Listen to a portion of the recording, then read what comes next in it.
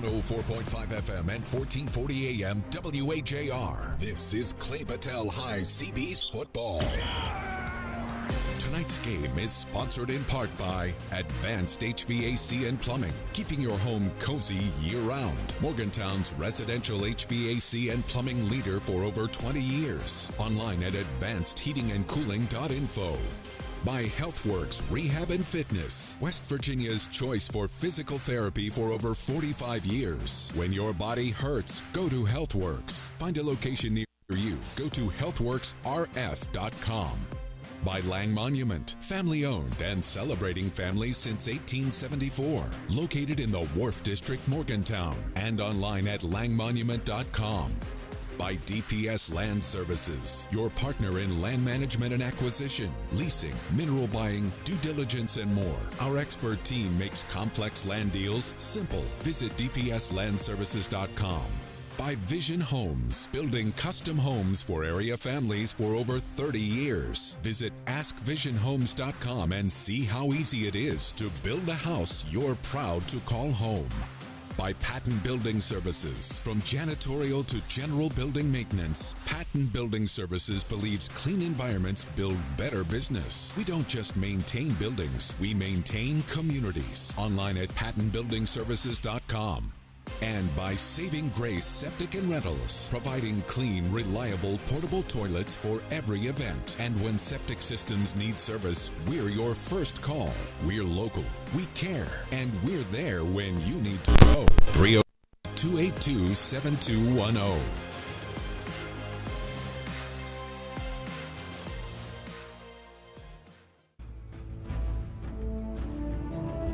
Good evening and welcome to Blacksville for the Seabees home opener for the first of 7 home games Clay Patel will play this season. A tough loss in Week 1 to Cameron showed the rest of West Virginia what we as fans already knew, that this team is different and deserves to be taken seriously. Now the focus is on the Cougars, who have traveled from Frontier, Ohio to face the Seabees for their 3rd game of the season. It's time for these two schools who have never met on the gridiron. And stakes are high. Both teams are looking to prove that they are serious contenders. Can the Seabees respond? We'll find out when this game kicks off at 7 p.m. When we come back, we'll start the pregame show, and you are listening to the Clay Patel Seabees football on WHAR.com. This is Clay Patel High Seabees football on WHAR. We are back on site here in Blacksville between the Clay Patel Seabees and the Frontier Cougars. We're about 30 seconds away from kickoff as the captains are meeting at midfield to decide the coin toss. Pre-game weather conditions are sponsored by Advanced Heating, Cooling, and Plumbing, keeping your home cozy year-round. Morgantown's residential HVAC plumbing leader for over 20 years. Online at advancedheatingandcooling.info.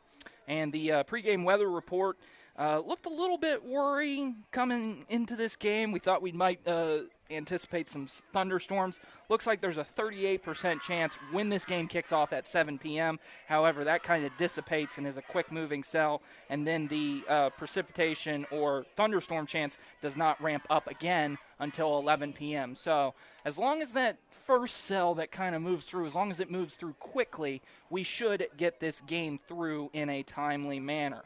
Starting lineups presented by Lang Monument, family-owned and celebrating families since 1874, located in the Wharf District, Morgantown, and online at langmonument.com. You know the typical lineup for the Clay Patel Seabees. Quarterback is Corey Cohen. Running backs are comprised on I'm told the nickname is The Law Firm, with Caleb Hall and Caleb Snodgrass. Wide receivers of Braden Ponceroff, Trey Huggins, and let's see here, Cody Clovis is out for tonight, so he will be on the sidelines. So we'll see who comes in and fills in for him. As for the Frontier Cougars, their quarterback is Avery Powell. Their running back is Caleb Kirkpatrick. Wide receivers of Devin Farrell, Hunter Rubble, tight end of Aiden Bills, and Austin Kerfart to take over here as we are getting set and ready to kick off. Keys to the Game, sponsored by DPS Land Services, your partner in land management and acquisition, leasing, mineral buying, due diligence, and more. Our expert team makes complex land deals simple. Visit dpslandservices.com. Clay Battelle did not win the toss, so they will receive after Frontier deferred to the second half. So Clay Battelle will go on offense first. The uniforms for tonight, gray pants with the gray jerseys and the silver chrome helmets. Frontier with some gold helmets, white jerseys with light blue, Carolina blue numerals, and white pants. As we get set and ready for kickoff here, it is 7:02 here on this fine Friday afternoon. A little bit hot, hotter than we've been used to the past couple days. It's in the mid-80s here tonight, so we saw a lot of cramping from Cameron last week. From the Seabees at Cameron last week, so hopefully that won't play a part in this game. Frontier is ready to kick off. They boot it away. It's a line drive kick. It will go straight to Braden Ponseroff. He takes it across the 30, over across the 35, into the far side or near side of the field, and is taken down at about the 36-yard line, and that is where the Seabees will take over for their first possession. Seabees did a turnover on downs in almost a goal-to-go situation last week in their first drive, so they'll look to fight and get a better result here on this drive. They're working from our left to right on the near side of the field as we're getting a little bit of equipment tie-ups here. People can't tell which ball goes to which sideline. Hey, remember, it's only the second week for these guys, so we'll give them a break. Still waiting to get the ball in. There's about 3 balls on the field, but they can't tell which one belongs to Frontier and which one belongs to Clay Battelle. They have placed a ball. J.J. Dawson gets ready for the snap, and we are about set to kick this one off. A receiver on each side, 2 tight ends on the right. Caleb Snodgrass is the running back to Corey Cohen's left. They line up in a shotgun formation, first down and 10. Hard count here coming from Corey. He does a fake handoff and a screen pass that goes up incomplete, about 3 to 4 yards short of the intended target, Braden Ponseroff, and it will be second down and 10 for the Seabees. Offensive line for the Seabees lines up like this from left to right. It is Cameron Mercer at the left tackle position, Jax Huggy Bear Huggins at the left guard, J.J. Dawson, of course, at the center position, and the right guard is composed of Cooper Statler and right tackle of Gump. 2 wide receivers, twins to the left, 2 tight ends to the right. They hand it off this time to Snodgrass. Snodgrass bounces to the outside on the small side of the field, gets across the 40 down to about the 41, and that will bring up third down and manageable there. I think a gain of about 6. As we approach the opening 30 seconds into this game, ball is at the 41-yard line.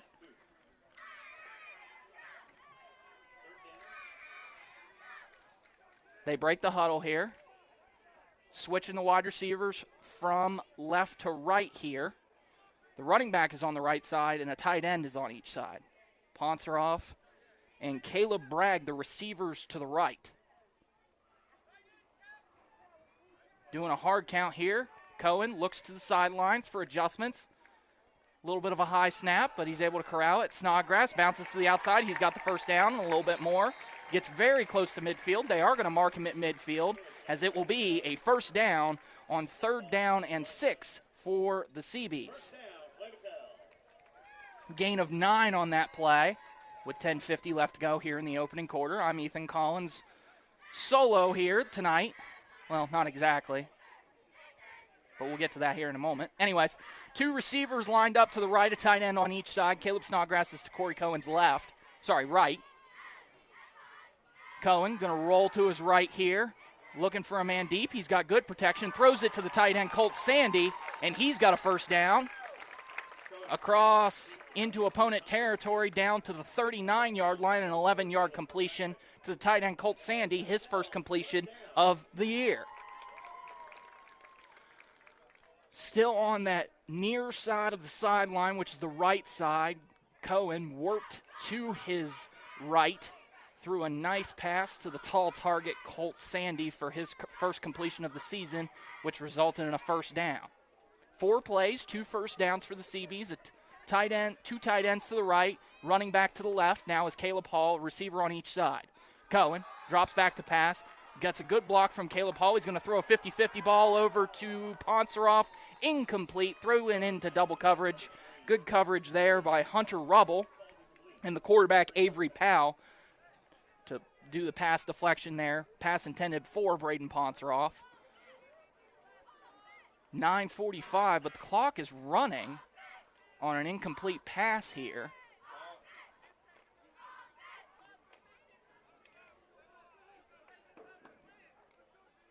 They break the huddle here. 2nd down and 10. 1 receiver on each side. 2 tight ends to the right here. Caleb Hall is to... Nope, Caleb Hall switches from left to right in a motion. Now he goes back to the left. Corey Cohen's going to take it himself. He's going to keep it. Breaks a couple tackles. Gets across the 25 and into the red zone. Down at the 16-yard line.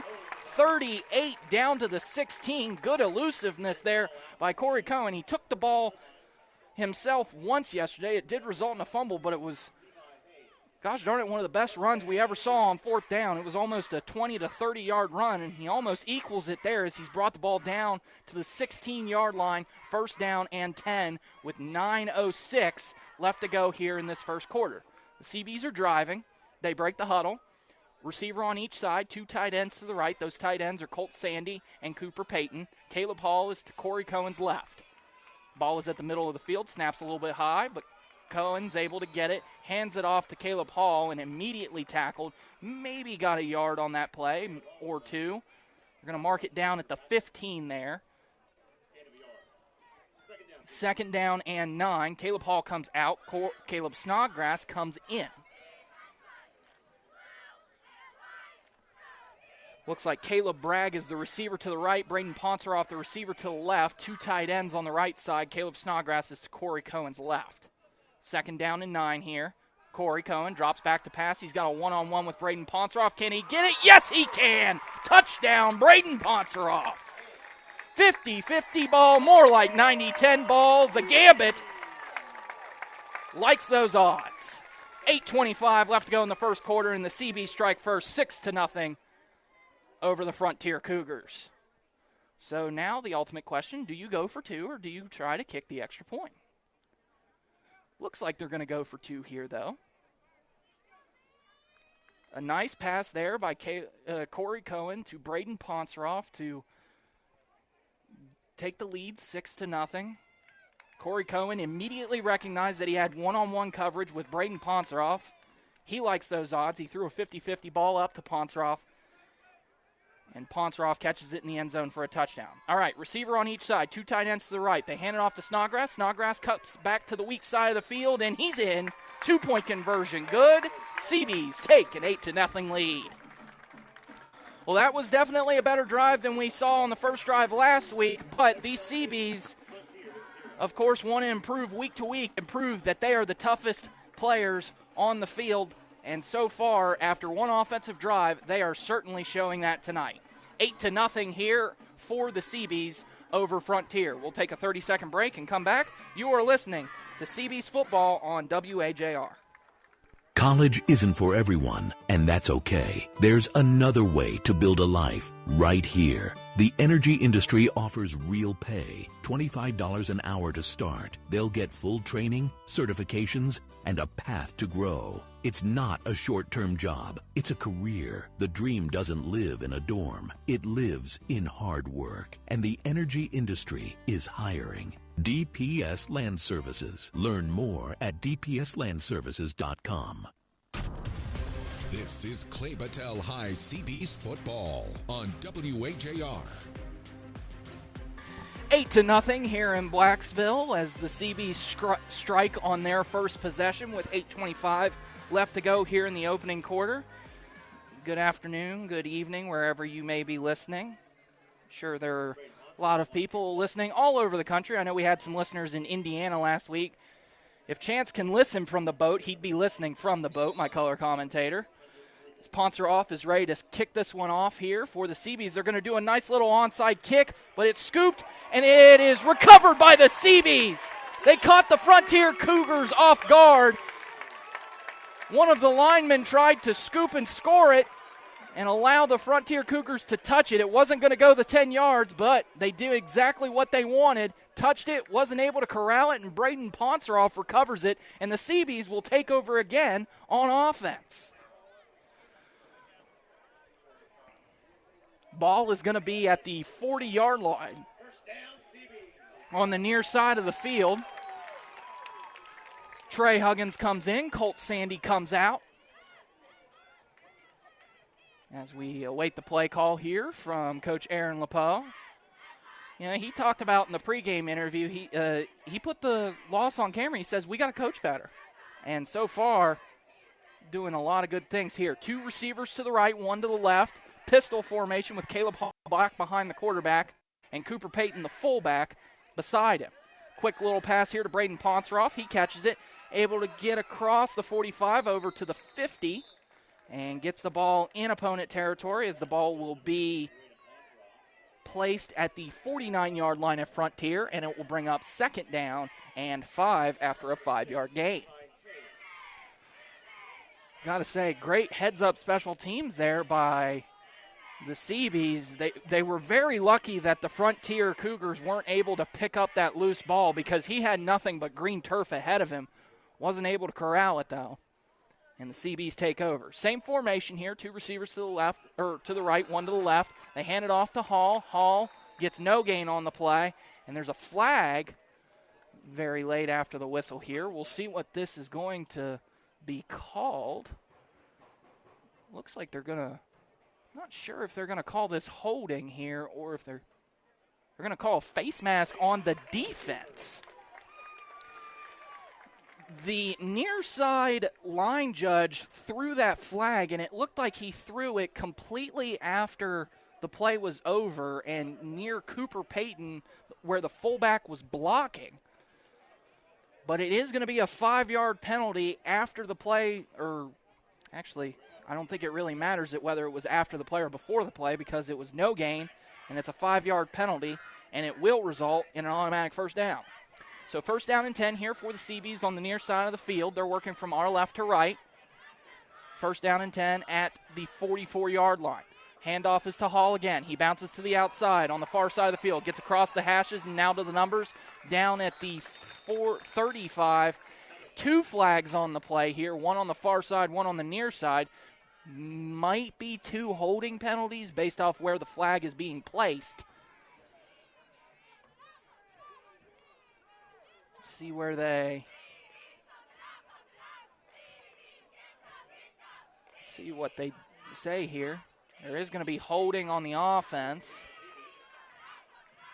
I would say that both line judges saw that holding, and that's what they're going to call it on. So it'll be 1st down and 20 as Clay Battelle will move the ball back from the 44-yard line over to the 46 in their own territory here. You would say that would be definitely a drive killer, but the Seabees team knows how to pass. So it'll be 1st down and 10 actually at the 45-yard line of Clay Battelle. Ball's on the far side. Look to see Corey Cohen here maybe roll to his right because it's the far side of the field. They do have twins receivers to the right this time, a tight end on each side. Caleb Snodgrass is the running back to the quarterback's right. They hand it off to Snodgrass. Snodgrass cuts to the outside and then goes back into the middle of the field across the numbers at the 50, and he will be taken down close to the original line of scrimmage, but not quite. It will be 2nd down and 11 here. A gain of 8 on the play, so it'll be 2nd down and 12 for the Seabees. 7:10 left to go here in the first quarter. The Frontier Cougars have not had the ball yet, after a special teams turnover on the Seabees kickoff. Clay Battelle got the ball first and scored after a Ponceroff touchdown thrown by Corey Cohen. Twins receivers to the right here. It's the slot receiver of Braden Ponceroff, and Caleb Bragg is the far receiver. Going to roll out to the right here. Pressure coming from the behind, and Corey Cohen somehow gets away and is able to throw the ball out. And does he catch it? Let's see what they call. They're going to call a catch. Braden Ponceroff catches the ball on a tiptoe, and it's going to be just short of the first down here. Ball will be placed at the 45-yard line. The line to gain is the 35-yard line. The line to gain is the 34. Actually, they're going to mark it very close to the first down marker. And Frontier will call a timeout.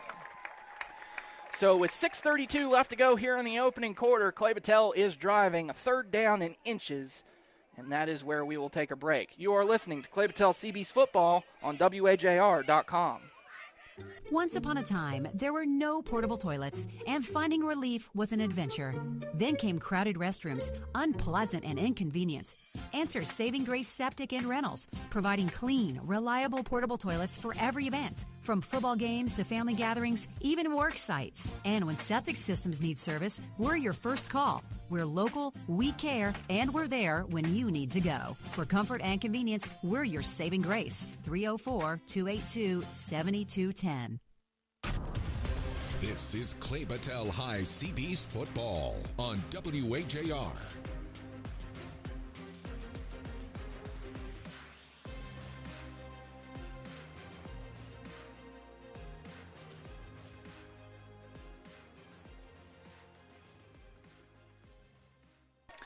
Back here in Blacksville with 6:32 left to go in the opening quarter. Seabees lead by a score of 8-0, but have the ball in a third and short situation. Great evading of the rush by Corey Cohen. There was pressure coming in from the blind side. Somehow got the ball away. And even more somehow, Braden Ponceroff was able to catch the ball before he went out of bounds. No catch.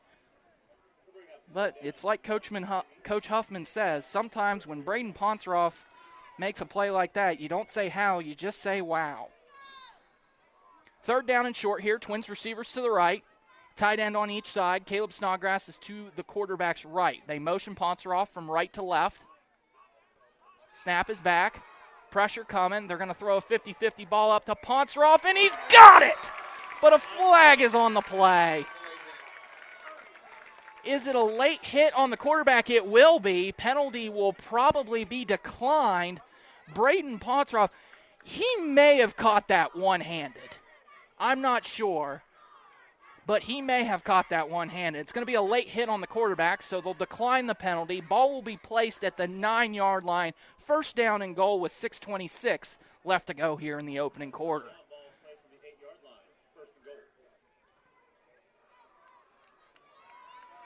Cohen looking to his coach to get the play from LePau, as the play clock has still not started yet as they reset the chains. Not really sure why we're breaking here. There we go. All right, they break the huddle here. Receiver on each side, two tight ends to the right. Snodgrass is to Cohen's right. Probably about midway through the first quarter here, and Frontier has not ran an offensive play. First down and goal. They hand it off to Snodgrass. Snodgrass untouched into the end zone. The instigator gets into the end zone. Touchdown, Clay Battelle. And they take a 14-0 lead with 6:22 left to go in the opening quarter. What an offensive drive there. That might have even been better than the first if you discredit the penalty. But great passing there by the Seabees, and I thought that was going to be a key to this game. Frontier has not seen a passing attack like the Seabees have so far this season, and I understand it's early, but Frontier is starting to get mid-season. This is their third game. All right, 2-point conversion pending here. Seabees lead by a score of 14-0. Two receivers to the right, one to the left, pistol formation. Snodgrass gets the carry. Met, and I don't know if he got in there. They're going to mark him short at the half-yard line. 2-point conversion, no good, but CB still retain a 14-0 lead. Will Frontier run an offensive play? We'll find out after the break. You are listening to Clay Battelle CB's Football on WAJR.com. Ziebart is your local expert for automotive appearance and protection. If you're concerned about rust and have a used vehicle, you need to know it's not too late. Ziebart Rust Eliminator is a 3-step process. First, we pressure wash the underside of your vehicle and inspect. Next, we spray on the Rust Eliminator chemical. Then, we apply the patented Ziebart undercoating. Add years of life to your vehicle. Learn more at Ziebart.com. Ziebart of Morgantown, I-68 exit 7. Your child doesn't have to leave home or go to college to build a future. The energy industry is hiring, starting at $25 an hour with benefits and certifications. And the more they learn, the more they earn. It's hard work, but it's worth it. It's not a short-term job. It's a... This is Clay Battelle High CB's Football on WAJR. Will Frontier run an offensive play? Kickoff is set to go, and it's a line drive kick from Braden Ponseroff that bounces at the 20 and goes to the returner at the 15. He's got some space to work. He gets tackled at about the 39-yard line by Braden Ponseroff. Good return there by number 20, that is Austin Kaffart, the tight end, or one of the wide receivers. Apologies. And we will see Frontier for the first time on offense. Ball has been moved from the 39 to about the 41 here. Defensive line lines up like this. Cam Mercer, Huggy Bear Huggins, and Josh Wilson are the D-line. Linebacker core of Cooper Payton, Cooper Statler, Colt Sandy, and Tyson Price. Empty formation here. They're going to throw a quick screen to Kaffart. Kaffart's got some space. He's working down the middle, cuts back to the middle of the field. First down and a lot more. They're into opponent territory and down at the 35-yard line. First down for Frontier. 6:05 left to go. Works a little bit quicker here. They're churning yards in a bunch. Only ran one offensive play so far, though. They break the huddle. Two receivers, one on each side, two tight ends to the left here. Fitzpatrick is to the quarterback's right. He's their main running back. He gets the carry, gets tackled at about the 30-yard line, gain of about 4. Going to mark him, gain of about 4, down. Actually, they're going to mark it at the 31-yard line, so maybe a gain of about 3. Second down and 7. As we approach 5:30 left to go here in the opening quarter. Ball's placed at the middle of the field. They break the huddle here. Two receivers lined up on the left side. A tight end on each side. Kirkpatrick is to Powell's left. They motion one tight end from left to right. So two tight ends on the right side. They hand it to Kirkpatrick to the right, and Cooper Statler wraps him up for a minimal gain of about 1, tackled at the 30-yard line, and that will bring up third down and 6.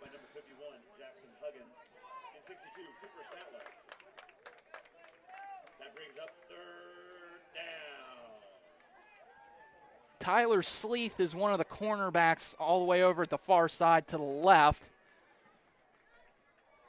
Looks like Caleb Bragg is the free safety, and Trey Huggins is the corner to the right. Whistles blow. Timeout taken by Frontier. I believe that's their second timeout taken so far. 4:30 left to go in the opening quarter, and Frontier has wasted both timeouts. However, you can't really fault them for that because it's third down and 6, and it's your opening possession, and you're already down 2 scores. So we'll see how they line up. They've worked the ball pretty well. Not great, but pretty well. Their first play was a big gainer, and then they've had kind of 2 minimal gains containing Caleb Kirkpatrick on his first 2 carries. We'll see if they go back to the bell cow of Caleb Kirkpatrick. They may. The quarterback, Avery Powell, he's got some elusiveness. He could tuck it and run. But at the same time, he can hurt you with his arm, and we saw the wide receiver, Austin Kafart,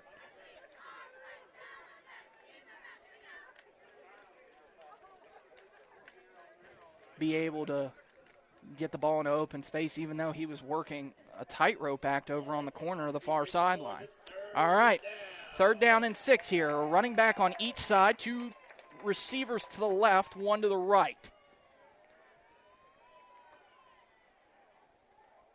Handoff is to Kafart. He was one of the running backs to the left side. Cooper Statler wraps him up from behind. He does get a gain of a couple, but it will bring up 4th down. It'll bring up 4th down and 3.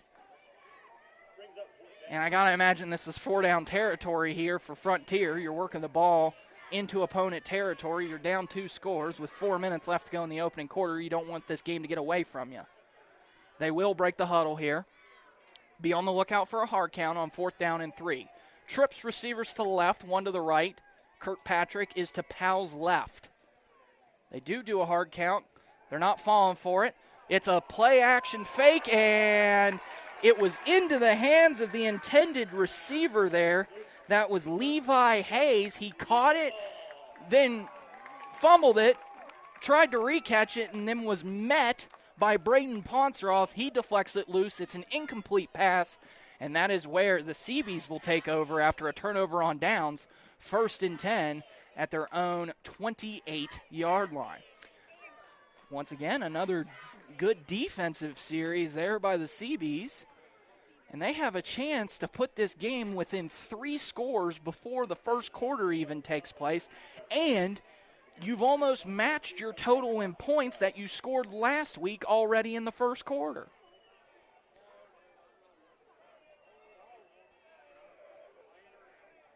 As we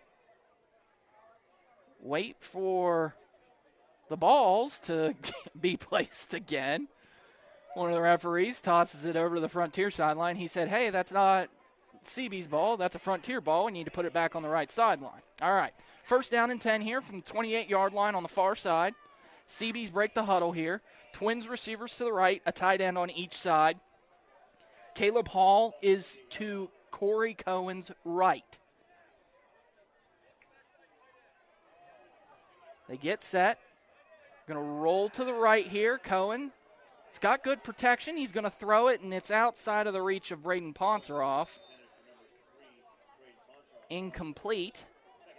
Corey could have tucked it and ran there, but I think he still made the smart play there to try and get it to his playmaker, but at the same time, he had plenty of time.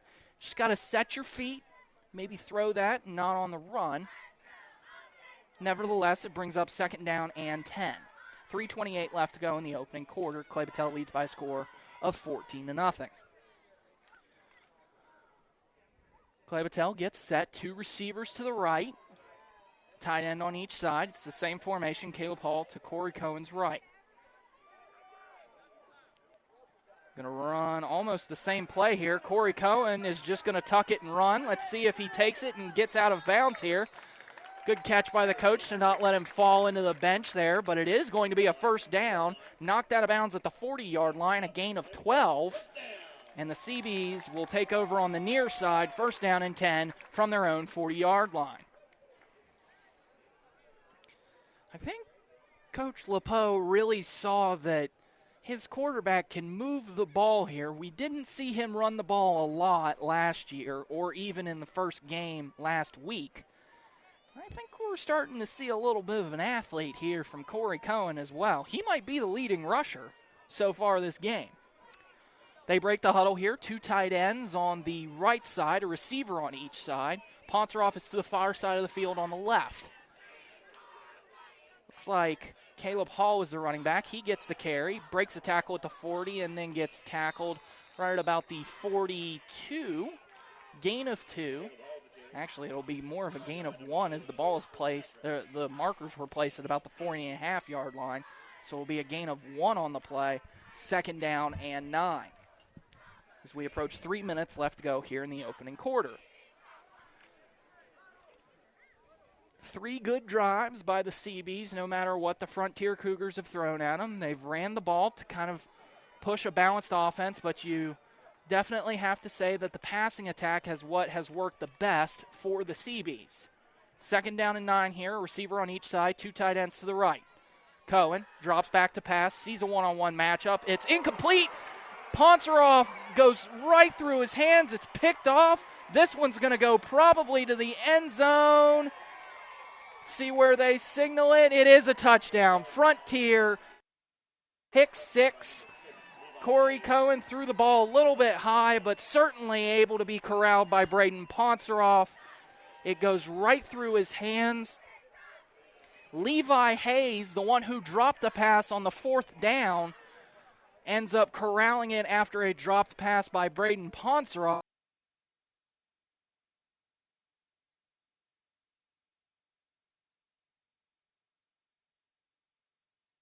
Lead. Frontier looks to be going for 2 here as they break the huddle of the offense. Yes, they will go for 2. Kirkpatrick lined up on Powell's left. 2 wide receivers to the left, a tight end on each side. Levi Hayes, the tight end on the left, and he looks to be gassed. I mean, he did run the ball a long way. Snap is back. It's a swing pass here to Kirkpatrick. They read that pretty well, and the Seabees are going to stop the 2-point conversion. It will be no good, and it is still 14-6 Seabees. Well, the Cougars punch back after a turnover by the Seabees. Now just shake that one off here and then come back on offense. You get to immediately come back and respond. 2:23 left to go in the opening quarter. Seabees lead 14-6. We'll take a quick break and come back. You are listening to Clay Battelle Seabees football on WAJR.com. In a world where memories fade, preserving them shouldn't. I'm Rob Lang, 5th-generation owner of Lang Monument. My family has been helping Morgantown families honor their loved ones for over 150 years. Choose from granite, marble, or bronze with expert engraving and installation. A Lang member will guide you every step of the way. Celebrate a legacy that stands the test of time. Lang Monument on Don Knotts Boulevard across from the Wharf District and online at langmonument.com. This is Clay Battelle High Seabees football on WAJR. Michael Griffith, the Dominion Post reporter to my left, just made a very good point. He said that reminds me of the Pittsburgh WVU game in 2022. Bounces off Bryce Ford Wheaton's hand, and it just goes right to the defender, right place, right time, and you ended up taking it to the distance for a pick 6. And he's right. That's exactly what it looked like, other than the fact that that was a slant route, and Bryce Ford Wheaton probably did a 5-yard stop, and it went right through his hands. Nevertheless, you got to shake off that mistake and come back and score here. Braden Ponceroff has still been the key target at the wide receiver end. Can't let that bother him, and he definitely can't let that be bothered by Corey Cohen. It does go an interception on his stat sheet, but certainly not his fault. 2:23 left to go here in the opening quarter. CB is about to have the ball back as they lead 14-6 after a pick 6 on their last drive. Ponceroff and Tyson Price, the 2 men back deep to receive for the Seabees. They kick it away from all of the defenders and just kick it out of bounds. That'll be a legal procedure. And to tell you the truth, probably not the worst thing in the world there if you're Frontier to try and let them not get the ball with a lot of room to run. I believe that's going to be placed at the 40-yard line of Clay Battelle. And that's where they will take over. We have not seen Cody Clovis, Santa Fe, in this game, and that is because he is out with an ankle injury. So we will not see him tonight. However, we have had an emergence of another player. That is number 7, Caleb Bragg, also coming in for out between him and Trey Huggins.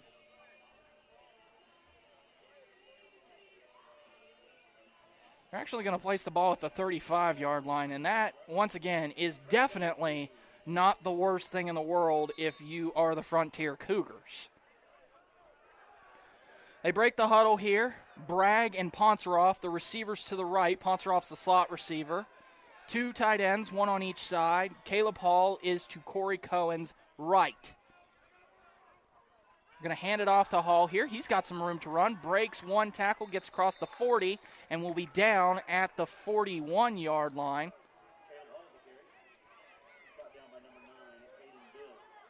Gain of about 6 there. It'll bring up 2nd down and 4 on the far side of the field. Huggins, Trey Huggins that is, comes in for Caleb Bragg, and we will start again at 2nd down and 4. We've seen a lot of Braden Ponceroff as the receiving targets here tonight so far, but the Sandman, Colt Sandy, has also gotten a catch as well. 2 receivers to the right here, tight end on each side. Cohen hands it off to Hall again. He's going to work towards the strong side of the field. He's across midfield. A 1st down and a little bit more. He's going to go down at about the 46-yard line of Frontier, and it will be a CB's 1st down. 1:30 left to go here in the opening quarter. Clay Battelle leads by a score of 14-6. And it has been almost all CB's offense, because Frontier had a turnover on downs in their first and only possession in this first quarter. Their lone score was a pick 6. Clock stopped to move the chains here. We'll wait for the referees to blow the whistle. I think they already did. We're just waiting on the clock to start. Now the clock starts. 1st down and 10. 2 receivers to the right, tight end on each side. Cohen rolls to his right, pressure coming from either side. He's got some time to throw. Ponceroff catches it, and he's out of bounds at the 25-yard line. That'll be another decent gain on the play, and it will be another CB's 1st down.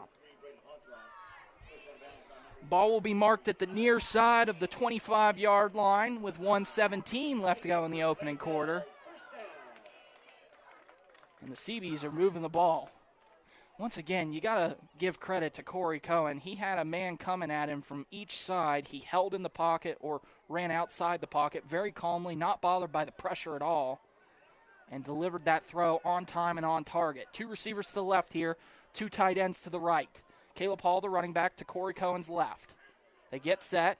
They're going to hand off an outside zone to Hall. Hall bounces to the strong side of the field, spins, breaks the tackle, and gets down at the 21-yard line. Thought he got maybe to the 20, but they're going to mark, due to voluntary, I guess, treading backwards, they're going to mark him down at the 22 as we approach the final minute in this first quarter. Caleb Hall comes out. Caleb Snodgrass comes in. For all your running back needs, call Caleb and Caleb. Patent pending.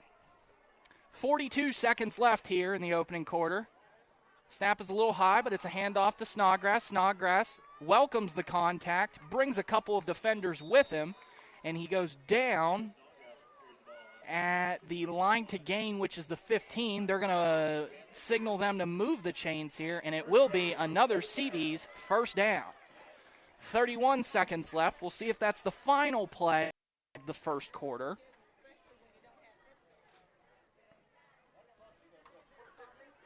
They do break the huddle here.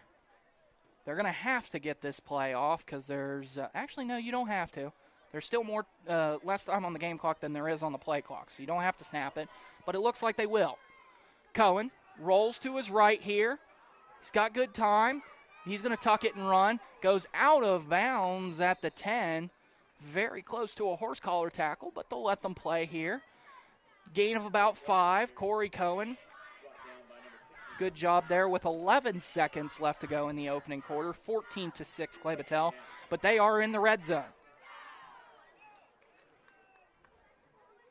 After that 5-yard gain, it's 2nd down and 5. Ball is placed on the near side hash. They will have to run one more play as this clock is stopped for out of bounds. Receiver on each side, 2 tight ends to the right. Snodgrass is on Cohen's left.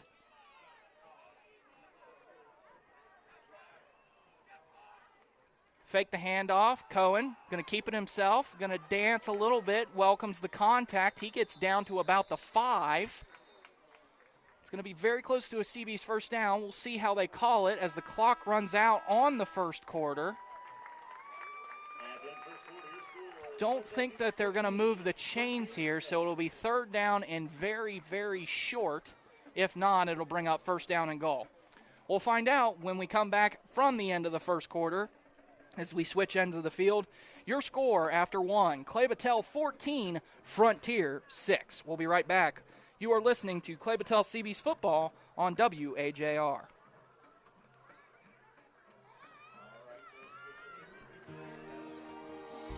Health works for you, for rehab and fitness too. Keeping high school athletes healthy is something that HealthWorks Rehab and Fitness takes great pride in. That's why our certified athletic trainers work with many area schools during practice and on the sidelines during tonight's game.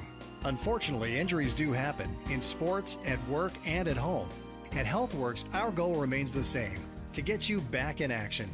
When you need physical therapy, you need HealthWorks.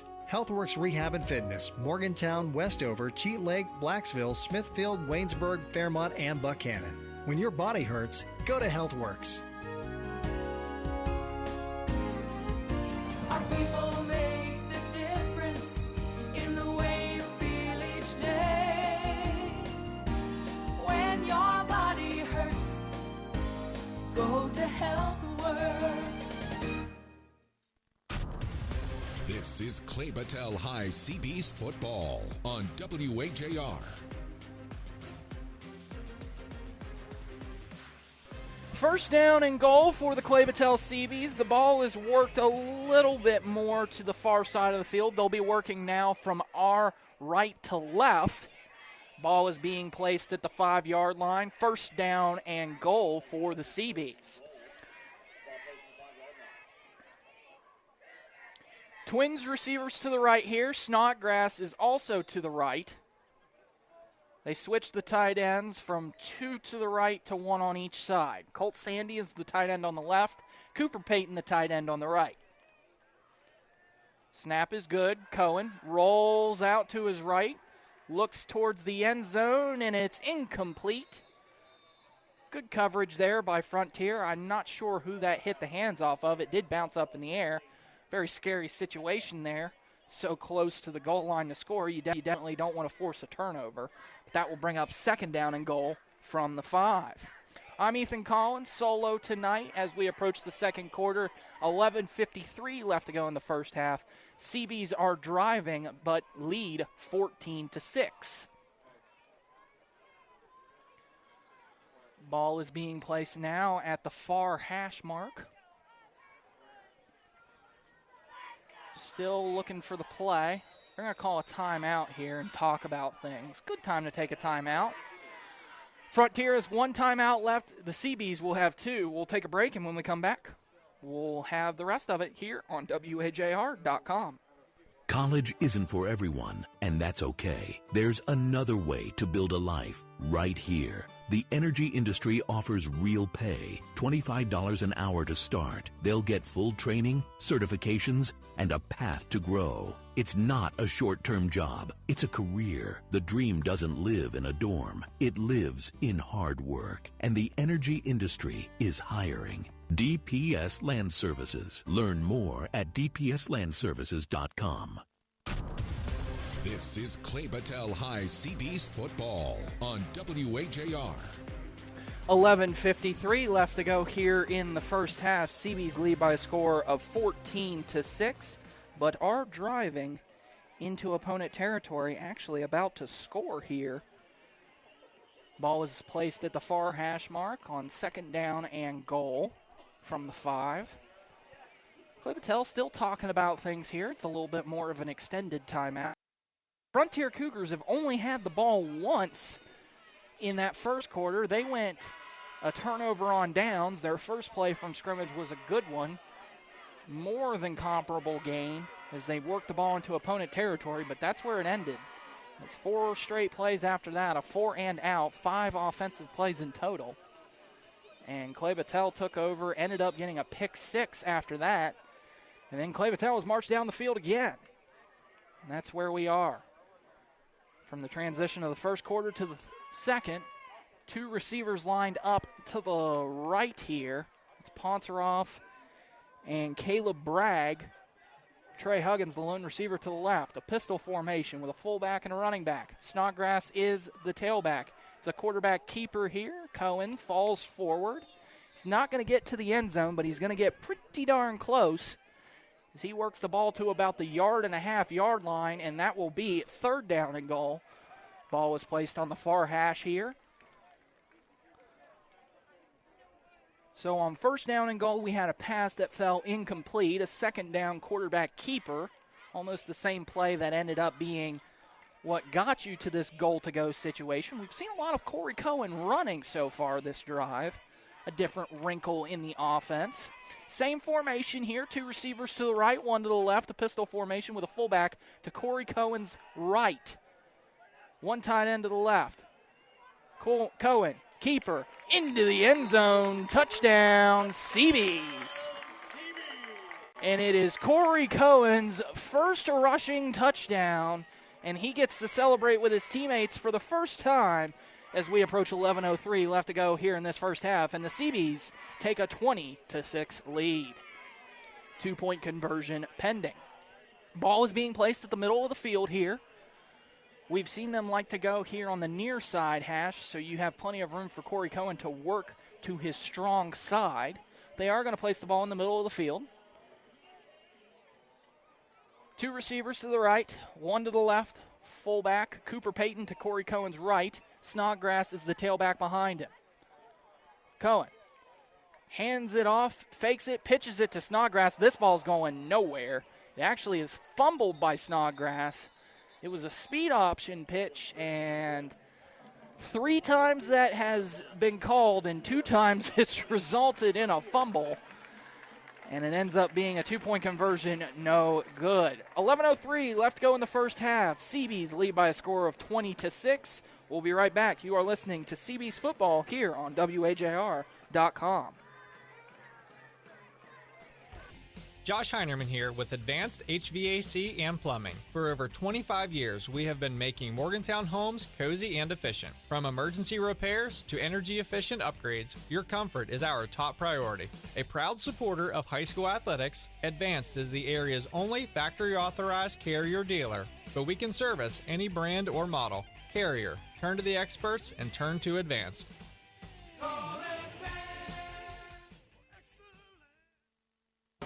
On 104.5 FM and 1440 AM WAJR, this is Clay Patel High Seabees football.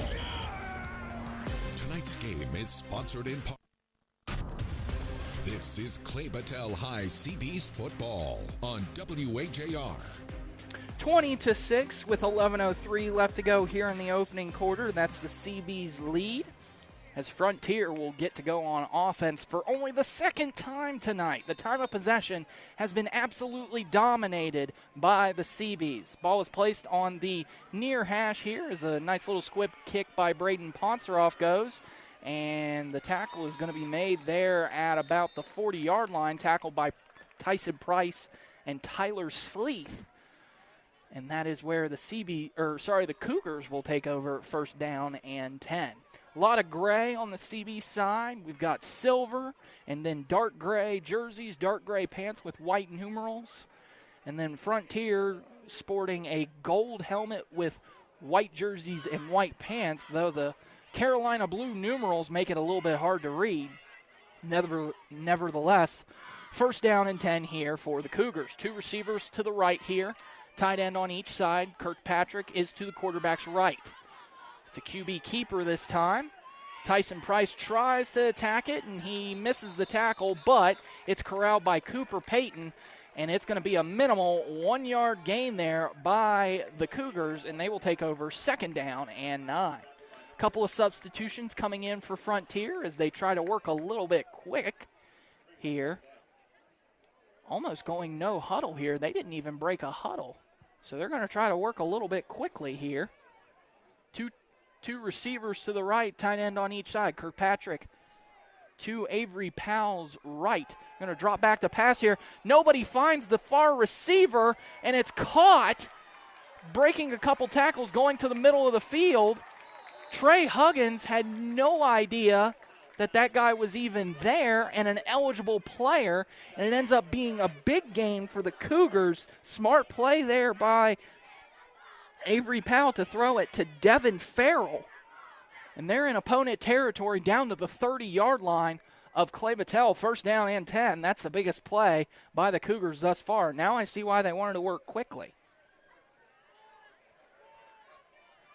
So this CB's in a little bit of trouble here. First down and 10 here in opponent territory. This is around where they stopped them. Turnover on downs the last time. They hand it to Kirkpatrick. He's got some space to run, breaks a couple tackles, and gets down inside the red zone down to about the 20-yard line. That will result in a first down play for the Cougars.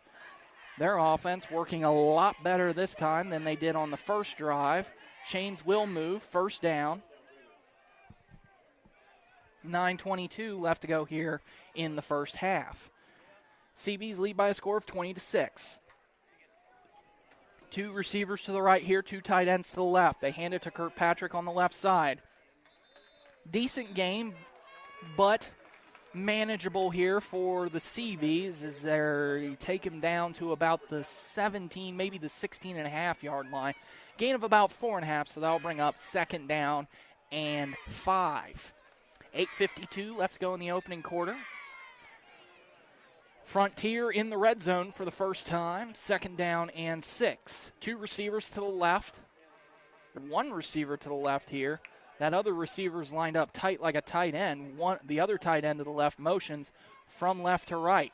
They're going to fake the handoff, roll it out to the right here. Does he have it? It's Tyler Sleeth with a pick.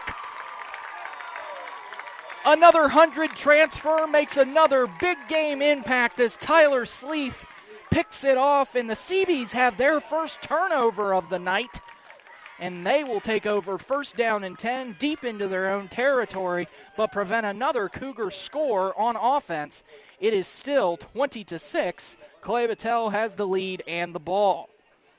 Good read there by Tyler Sleeth. He just had his eyes on the quarterback the whole time, played the ball and not the man, and he ends up being able to pick that one off easily with 8:26 left to go here in the first half. I'm Ethan Collins, flying solo tonight. Two receivers to the right, tight end on each side for the CBs on offense. Caleb Hall is the running back. Fakes like he's going to go outside, then cuts back to the inside on the near side of the field. Gets across the 15 down to the 16, and it will be a good gain. It probably enough to move the chains here, and we're going to have an injury timeout here as there is a down Cougar, and we'll take a break. When we come back, we'll finish the first half. You are listening to Clay Battelle CB's football here on WAJR.com. While others search far and wide for solutions, you know where to turn. Patton Building Services. Since 1981, we've been more than a service provider. We're a legacy. From janitorial to general building maintenance, we believe clean environments build better business. We don't just maintain buildings, we maintain communities. Patton Building Services. Beyond cleaning. Total building care. Find us online at pattonbuildingservices.com. Ziebart is your local expert for automotive appearance and protection. If you're concerned about rust and have a used vehicle, you need to know it's not too late. Ziebart Rust Eliminator is a 3-step process. First, we pressure wash the underside of your vehicle and inspect. Next, we spray on the Rust Eliminator chemical. Then, we apply the patented Ziebart undercoating. Add years of life to your vehicle. Learn more at Ziebart.com. Ziebart of Morgantown, I-68 exit 7. Leaky faucet? Clogged drain? Water heater not keeping up? Josh Heinerman here with Advanced HVAC and Plumbing, where we do more than just HVAC. We are your local plumbing pros. From quick repairs to complete replacements, our licensed plumbers can handle it all. Faucets, toilets, water heaters, sump pumps, and more. We do it fast, clean, and right the first time. From drips to disasters, we've got you covered. Advanced HVAC and Plumbing. College isn't for everyone, and that's okay. There's another way to build a life right here. The energy industry offers real pay, $25 an hour to start. They'll get full training, certifications, and a path to grow. It's not a short-term job. It's a career. The dream doesn't live in a dorm. It lives in hard work. And the energy industry is hiring. DPS Land Services. Learn more at dpslandservices.com. Z-Bart is your local expert for automotive appearance and protection products and services. And now, Z-Bart can apply the ceramic Z-Gloss paint coating to your vehicle for a shine that never goes away. No more waxing, no more rubbing, no more settling for a less than perfect finish. No more. Z-Bart's ceramic Z-Gloss is a 3-layer coating that preserves your vehicle's incredible shine. Get the glossy details online at zbart.com. Z-Bart of Morgantown, just off I-68 exit 7, Fort Pierpont Plaza. This is Clay Battelle High CB's football on WAJR. Clay Battelle leads 20-6 with 8:13 left to go in the first half here. That was Hunter Rubble, the starting tight end for the Cougars, so a big loss there. He had to be carried off the field by one of his assistant coaches. Hope he's okay, but we play on here. 2 receivers to the right, tight end on each side. Caleb Hall is the running back to Cohen's right. Cohen drops back to pass. It's a screen pass here. Caught by Cooper Payton one-handed. He spins and gets across the 26-yard line down to about the 27. It will be a first down, a gain of about 12 there. We've seen that play a lot last week, and it worked to perfection. All the guys kind of collapsed on Cooper Payton. The offensive lineman worked down the field. Cohen, just absolutely great poise in the pocket there, able to deliver it on target. Well, I say on target, but let me tell you, Cooper Payton stretched out fully there and caught it one-handed. 8:04 left to go in the first half. They hand it off to Hall. Hall gets across the 30 down to about the 34, and it will be a Clay Battelle. Nope, won't be a first down here. The line to gain is the 37. Ball is being marked at the 34. So second down and about 3 here for the CBs with 7:30 left to go in the opening half. They lead by a score of 20-6. Clay Battelle moving the ball here well, running. Like to see that as their offensive line is kind of weighing down on this Frontier defensive line. They break the huddle here. 2 receivers to the right, a tight end on each side. Colt Sandy is the tight end to the left. Snodgrass is in at running back. He gets the handoff, works to the left side, gets across the 40, takes a couple of defenders with him. He will get a first down here, and Clay Battelle, and they're going to throw a flag on Cooper Statler, and he just kind of led him a little bit too far after the play. Got a little too hyped after that, knew it was his bad.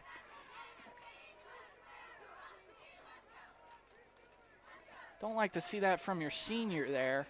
I think it'll be after the play. I don't know if they're going to call unnecessary roughness here by Cooper Statler. It is a first down. Ball is being placed at about the 43-yard line, so they're going to mark it back. But I still think it's going to be a first down and 10 as the ball is now placed at the 29-yard line, almost back to the original line of scrimmage. So, yes, the yard marker will be placed at the 29, first down and 10, because the result of the play was a first down, and this penalty occurred after the play. 7:01 left to go here in the opening half. 2 receivers to the right, a tight end on each side. Snodgrass is the running back to Corey Cohen's right. They hand it off to Snodgrass here. He gets a little bit of space, gets across the 40, and now down to the 42. Brought it back almost to the exact same place that the ball was originally spotted. They will move the chains, and another Frontier Cougar is down. We'll take a break while they attend to the injured player. You are listening to Clay Battelle CB's football here on WAJR.com. Health works for you. For rehab rehab and fitness too. Keeping high school athletes healthy is something that HealthWorks Rehab and Fitness takes great pride in. That's why our certified athletic trainers work with many area schools during practice and on the sidelines during tonight's game. Unfortunately, injuries do happen in sports, at work, and at home. At HealthWorks, our goal remains the same, to get you back in action. When you need physical therapy, you need HealthWorks. HealthWorks Rehab and Fitness, Morgantown, Westover, Cheat Lake, Blacksville, Smithfield, Waynesburg, Fairmont, and Buchanan. When your body hurts, go to HealthWorks. Our people make the difference in the way you feel each day. When your body hurts, go to HealthWorks. This is Clay Battelle High CB's football on WHAR. Another key injury there for the Frontier Cougars as one of their key offensive players that has worked hard tonight, Austin Kafart, goes down injured. He hobbles off the field limping. And after the Caleb Snodgrass run to the 42-yard line, they will take over first down and 10. This CB's offense really wearing down this Cougars defense here with 6:52 left to go in the opening half. Two receivers over to the right. Caleb Snodgrass is the tight end, a tight end on each side. Caleb Snodgrass is the running back, and a tight end is on each side. Snodgrass gets the carry again across midfield. He's into the opponent territory at the 35. Stiff arms a guy, and they're trying to rip the ball away from him. He goes out of bounds. A nice big gain there from Caleb Snodgrass as he's welcomed by his teammates. Who's the first one to greet him? His other law partner in the law firm. That's Caleb Hall. Down to the 25-yard line. A big gain there by the CB's offense here, and it will be first down into opponent territory at the 25. The ball's on the near side of the field as they will take over up 20-6 with 6:43 left to go here in the first half. Looking to put this game in very hard and out of reach for Frontier, and not to mention the fact that we do have some impending weather possibly moving our way. So if you're able to get out to a big lead early here, you could end early. Caleb Hall is into the open field. He's got nothing but green turf ahead of him, and he's into the end zone. Touchdown, Clay Battelle. Caleb Hall with a 25-yard touchdown run. And it's going to be a big run there by Caleb Hall, probably his biggest of the season. And it was set up there by a great run by Caleb Snodgrass. And the law firm duo strikes again. Caleb and Caleb, patent pending. Whatever you need, they'll get it done in the run game. 2-point conversion pending here, and Clay Battelle leads by a score of 26-6 with 6:36 left to go in the opening half. These CBs offensively have dominated this game. They break the huddle, going for two here. Trey Huggins is the lone receiver to the left. It's Ponceroff and believe that is Bragg over to the right. They throw it towards the end zone, and it's going to be incomplete. The intended receiver was Trey Huggins. 2-point conversion, no good. However, the CBs still lead by 3 scores. The defense has proved positive so far tonight. Yes, they have only had 2 possessions on the offensive side for Frontier, but you can feel all the momentum moving towards the CB's way. We'll keep it here as we get ready for the kickoff.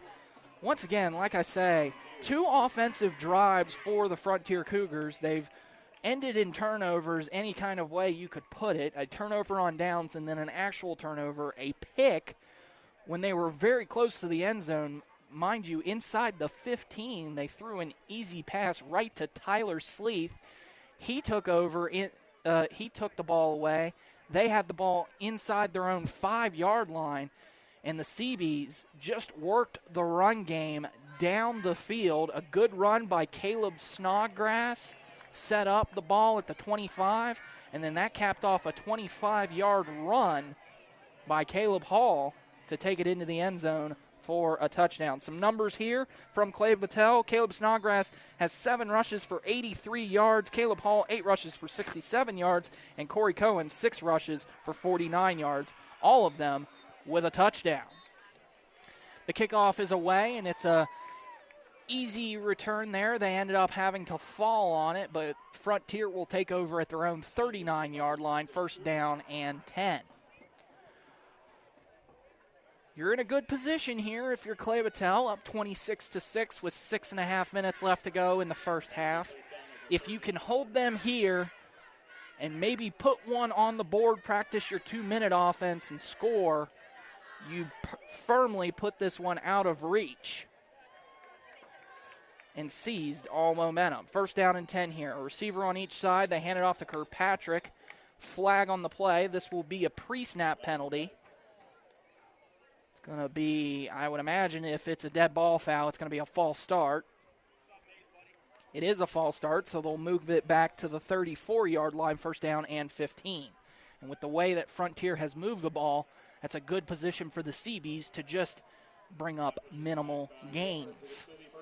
First down and 15 here for the Frontier Cougars. Ball is in the near side hash at the 34-yard line.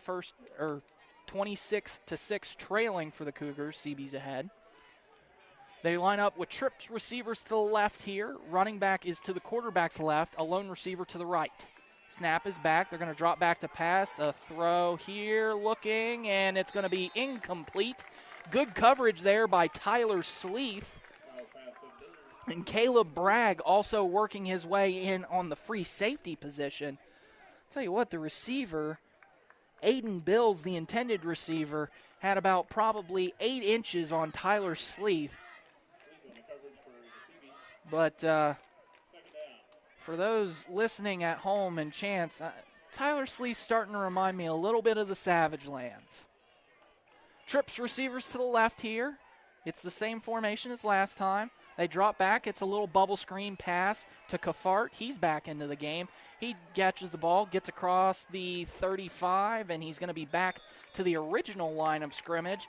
Tackled by Braden Ponseroff at about the 39-yard line. And Frontier will have a third down and 10, gain of 5. Let's see what they dial up here on third down and 5. You're in automatic, probably 4-down territory no matter what you do on this play. Well, maybe if you get an incomplete pass, you might want to punt it. Don't want to give them a short field with 5:50 left to go here in the first half. They break the huddle here. 2 tight ends to the right. A receiver on each side. Kirkpatrick is to Powell's left. They're going to hand it off to Kirkpatrick. It's a reverse play to Kafart, and they've got him completely dumbfounded. He gets across the sticks and will be met by Braden Ponseroff and a host of CBs, and that is where they will bring him down right at the line to gain. They will move the chains, first down and 10 Cougars. Clock is now running here with 5:15 left to go in the first half. CB's up 26-6. Frontier has the ball. Very close to midfield. They're at their own 49-yard line on the far side of the field.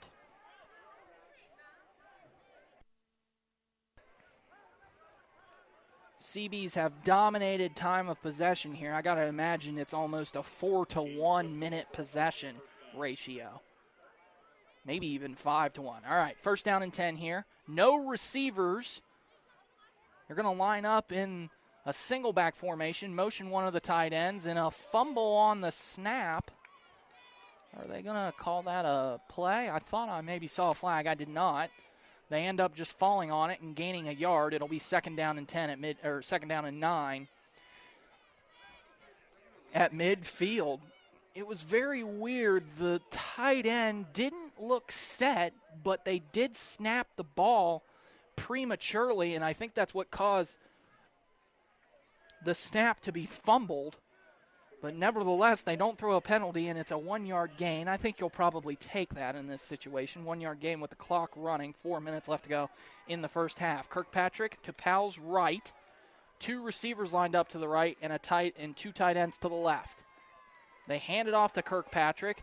He spins and gets away from the first tackler, spins and gets away from the other tackler, and gets down to about the 46-yard line of Clay Battelle. And Tyson Price is a little bit slow to get up. He came and read that all the way, ended up just being completely spun out of control, and you don't like to see this from the senior as he's down. This is the first injured CB of the night. He gets up on his own power. He seems to be okay.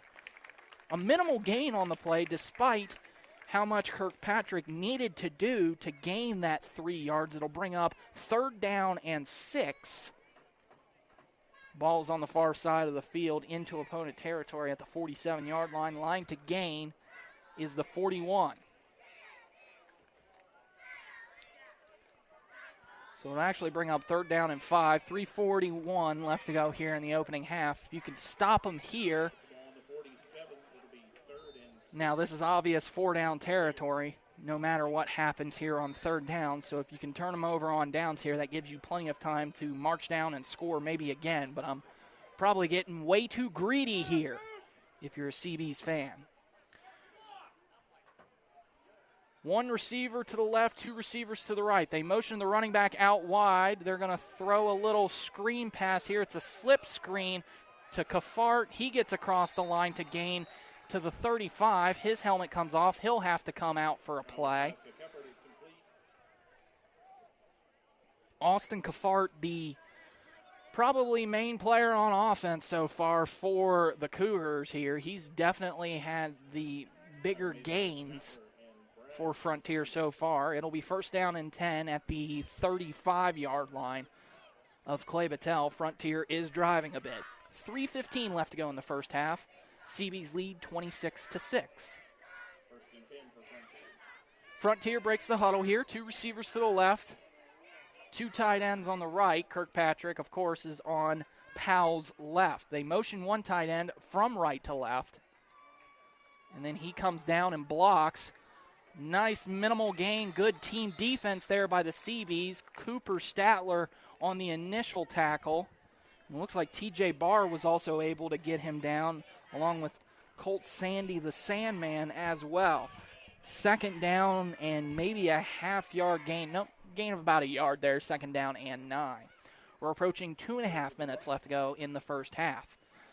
If you're Frontier, you might want to make a little bit of haste as well. I mean, with the way that you've been moving the ball, I guess you could start throwing it. Trips receivers to the right here, 1 receiver to the left. Kirkpatrick on Powell's right. They fake the handoff to Kirkpatrick. It's caught by Kerfart. He's got Greengrass ahead of him. It's a foot race, and he tiptoes into the end zone. No, they're going to mark him out of bounds. Nope, touchdown. Touchdown, Frontier. Good play action pass there by Frontier, and they've shown that they've been able to pass just as well. But the momentum still has not gone their way. However, you still put yourself in a good position to get yourself back into this game. They will receive to start the second half and possibly make this a 1-score game.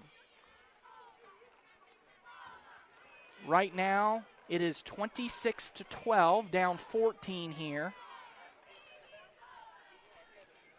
2:01 left to go in the first half. Plenty of time for the CBs with their passing attack to be able to get another score. Nevertheless, here's the 2-point conversion. Trips receivers to the right. Going to tuck it and do a little reverse pass here, and he's stopped short. No gain. Good tackle there by Tyson Price. Good to see him back in the game and active. And the CBs retain a 26-12 lead. 2:01 left to go in the first half. So, we'll see how the CBs respond after giving up their first offensive score so far this game. But we know that the CBs can strike quickly if they want to. The running game has looked really good here in the second quarter.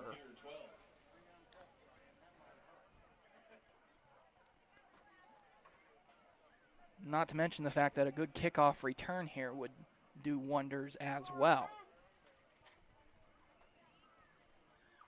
Once again, a little bit of injury news. Cody Santa Fe Clovis out for this game with an injury. However, Caleb Bragg has done well moving into that position.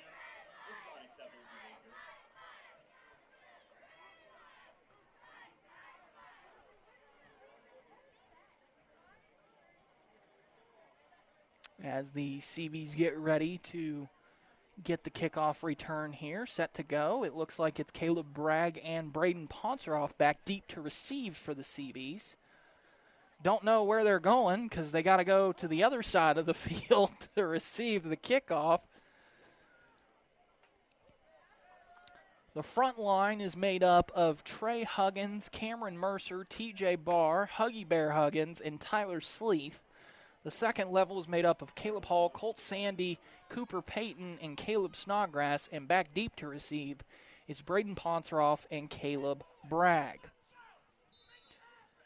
Devin Farrell, the guy to kick it off for the Cougars here as he gets ready and set, and he boots this one away. A skydiving kick that goes right to Caleb Bragg. He's got a chance to return this. Moves to the far side of the field, spins, but does not get away from the Cougars, and they will take over at about the 28-yard line, first down and 10, with 1:54 left to go in the first half. Seabees, other than a turnover that resulted in a pick six, have found the end zone every time on every offensive drive. They've either worn them down with the run or gotten there with the pass. 4 touchdowns so far for the Seabees. Colton Bragg gets up a little bit limping. He goes over to the bench to receive some attention, so that's something to look out for. 2 receivers, 1 on each side, 2 tight ends to the right here. Late moving substitution here. They've got nobody on Ponceroff. They throw it, and a flag is on the play. This might be the first procedural penalty that I've seen out of the Seabees so far. 1:49 left to go in the first quarter. For the first half. False start on the offense here. That, once again, is the first procedural penalty of the season for the Seabees. So they'll move the ball back over to the 24-yard line, first down and 15. Tried to take advantage of the matchup there. There was a late substitution getting to Ponceroff. Cohen tried to get it off quickly. Not all guys were set. Ended up receiving a false start. I'm not sure if they caught it anyway, but it doesn't really matter. 1:49 left to go in the first half. Ball is on the far side hash mark. Play clock starts. They break the huddle here. 2 receivers to the left, 2 tight ends to the right. Running back on Corey Cohen's left. Handoff to Snodgrass here. He gets it and takes it to the 30-yard line. Clock will run, so you got to work a little bit quickly here. LePeau does have 2 timeouts as we approach 1 minute and 30 seconds left to go here in this opening half. Ball is at the 30, 1 yard closer than the original line of scrimmage. 2 receivers to the left here, same formation, 2 tight ends to the right. Actually, a tight end on each side. Snap is back. Cohen rolls to his left here, looking, can't find anybody. Throws it deep, and it's caught by Ponceroff. He tries to cut up infield, and he now gets out of bounds at the opponent 40-yard line. First down, Seabees. 1:04 left to go in the first half. Great pocket awareness there by Corey Cohen to just set his feet, throw the ball downfield. Ended up getting that ball nice and easily to Ponceroff. It was a difficult catch. He did bobble it a little bit, but he's able to corral it and get out of bounds. First down and 10, and the clock stops. 26-12, Seabees lead with 1:04 left to go in the first half. 2 receivers to the right this time, a tight end on each side. The running back is Caleb Snodgrass. He's behind Corey Cohen. They hand it off to Snodgrass here, trying to catch him off balance with a run. Snodgrass spins, gets across the 30 down to the 29. The clock will stop, should stop. There we go. Now the clock stops as the chains get reset. 50.5 seconds left.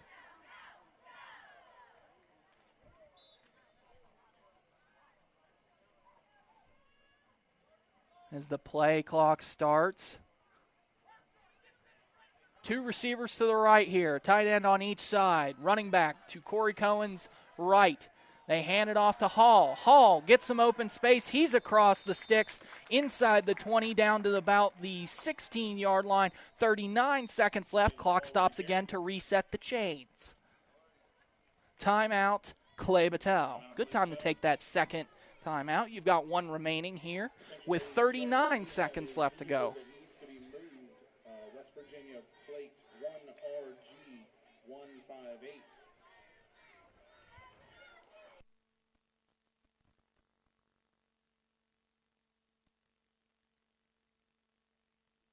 All right, so we'll reset the game here for Clay Battelle.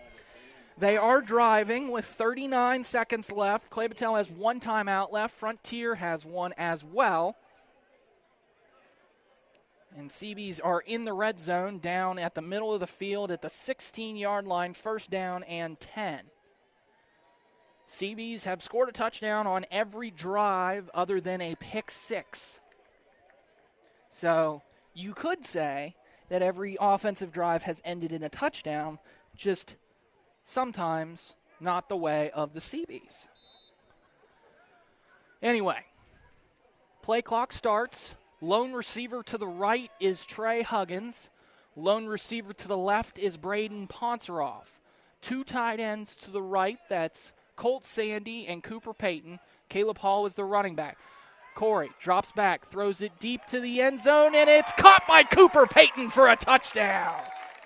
Spins the ball on the grass. Not a good spin, by the way, but it's nevertheless a touchdown for Clay Battelle. There's a flag on the field. They're going to have an excessive celebration here.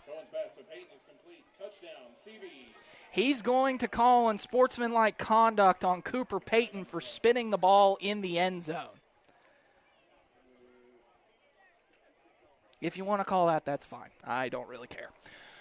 You're up now 32-12.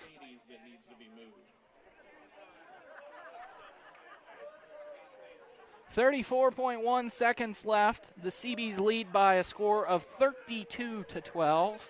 Still needs a correction on the scoreboard here. Clay Battelle will have a unsportsmanlike conduct penalty enforced, I believe, on the kickoff. I thought you could take it on the two-point conversion. I'm surprised they're not taking it on the two-point conversion. That would have moved the ball back to the 19 or 18-yard line, but nevertheless, they do not. Ball is at the 3. Wide receiver on each side. Two tight ends to the right. Caleb Hall, the running back. Cohen drops back to pass, throws a 50-50 ball to Ponceroff. It's too easy for him.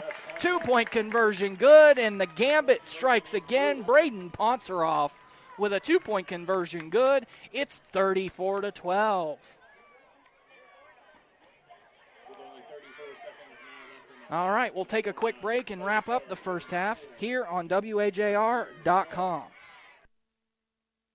College isn't for everyone, and that's okay. There's another way to build a life right here. The energy industry offers real pay, $25 an hour to start. They'll get full training, certifications, and a path to grow. It's not a short-term job. It's a career. The dream doesn't live in a dorm. It lives in hard work. And the energy industry is hiring. DPS Land Services. Learn more at dpslandservices.com. This is Clay Battelle High Seabees football on WAJR.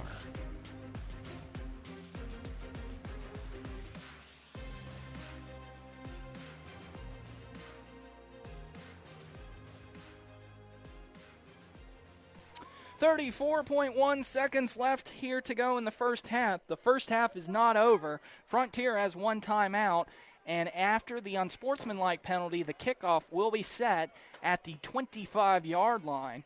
So Frontier will have good field position, and their one offensive touchdown also came by the way of a pass.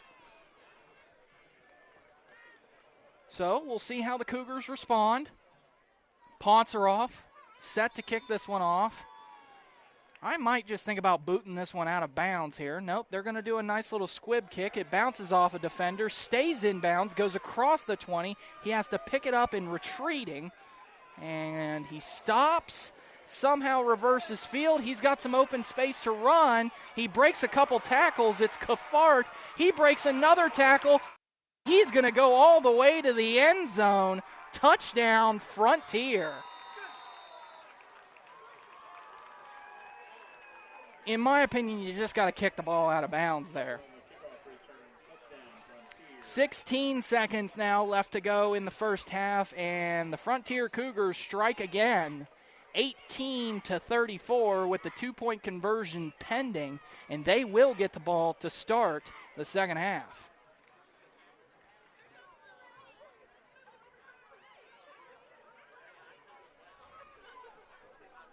Hate to say this, but the 2-point conversion is huge here because that makes it the difference between a 16-point game and a 14-point game is incredibly big.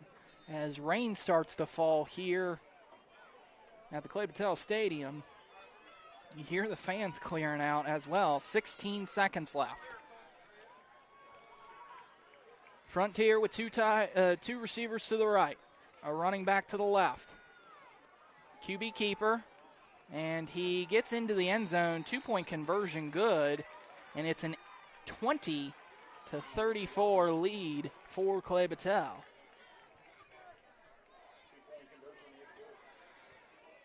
So, if you're the CBs, do you take a knee and maybe just go into the locker room here? Or, 'cause it looks like the rain has kind of stopped. Looked like a little bit of a sprinkle, but nothing too bad. 2 timeout. No, there's 1 timeout left for the CBs.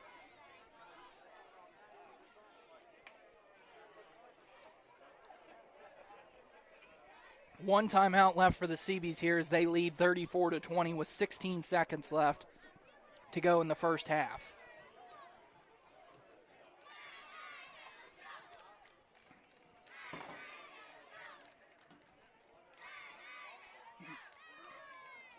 If you can get a big return here, maybe you can think about scoring again, but I guess it probably all depends on the return. Once again, I mean, you were put in a good position there. If you were Clay Battelle, you had the ball bounce further back to the 20, but it was too tight of a space, and Kafart was able to make a tightrope act, work the ball from left to right, and then walk down the right side, near side of the sideline, and take it to the end zone for a touchdown and keep Frontier into this game. It's only a 14-point game with the second half still to go. It's been a long first half here. Devin Farrell set to kick. He gets set. A sky-arching kick. Not the worst decision in the world to let that go out of bounds. It went over Caleb Hall's head. 16 seconds left. The ball will be at the 35-yard line. So now comes decision time for Clay Battelle. Do you maybe think about trying to attack again, or do you just take a QB kneel? I mean, with the way that he is taking the play into Corey Cohen, and there was a lightning strike.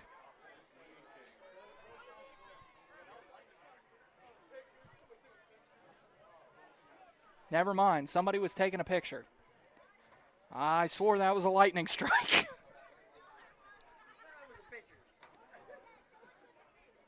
Ball was at the near side hash of the 35-yard line. First down and 10, 16.3 seconds left to go here in the opening half. 2 receivers to the right. A fullback lined up behind the right guard and a tight end tight to the left. They motion Ponceroff. And Cohen gets a low snap. He's able to set his feet and throw it. And it's picked off by Frontier. And it's the quarterback, Powell, and he goes out of bounds.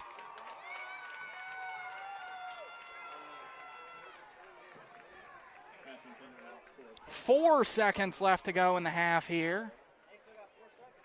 So they can throw one ball deep to the end zone here.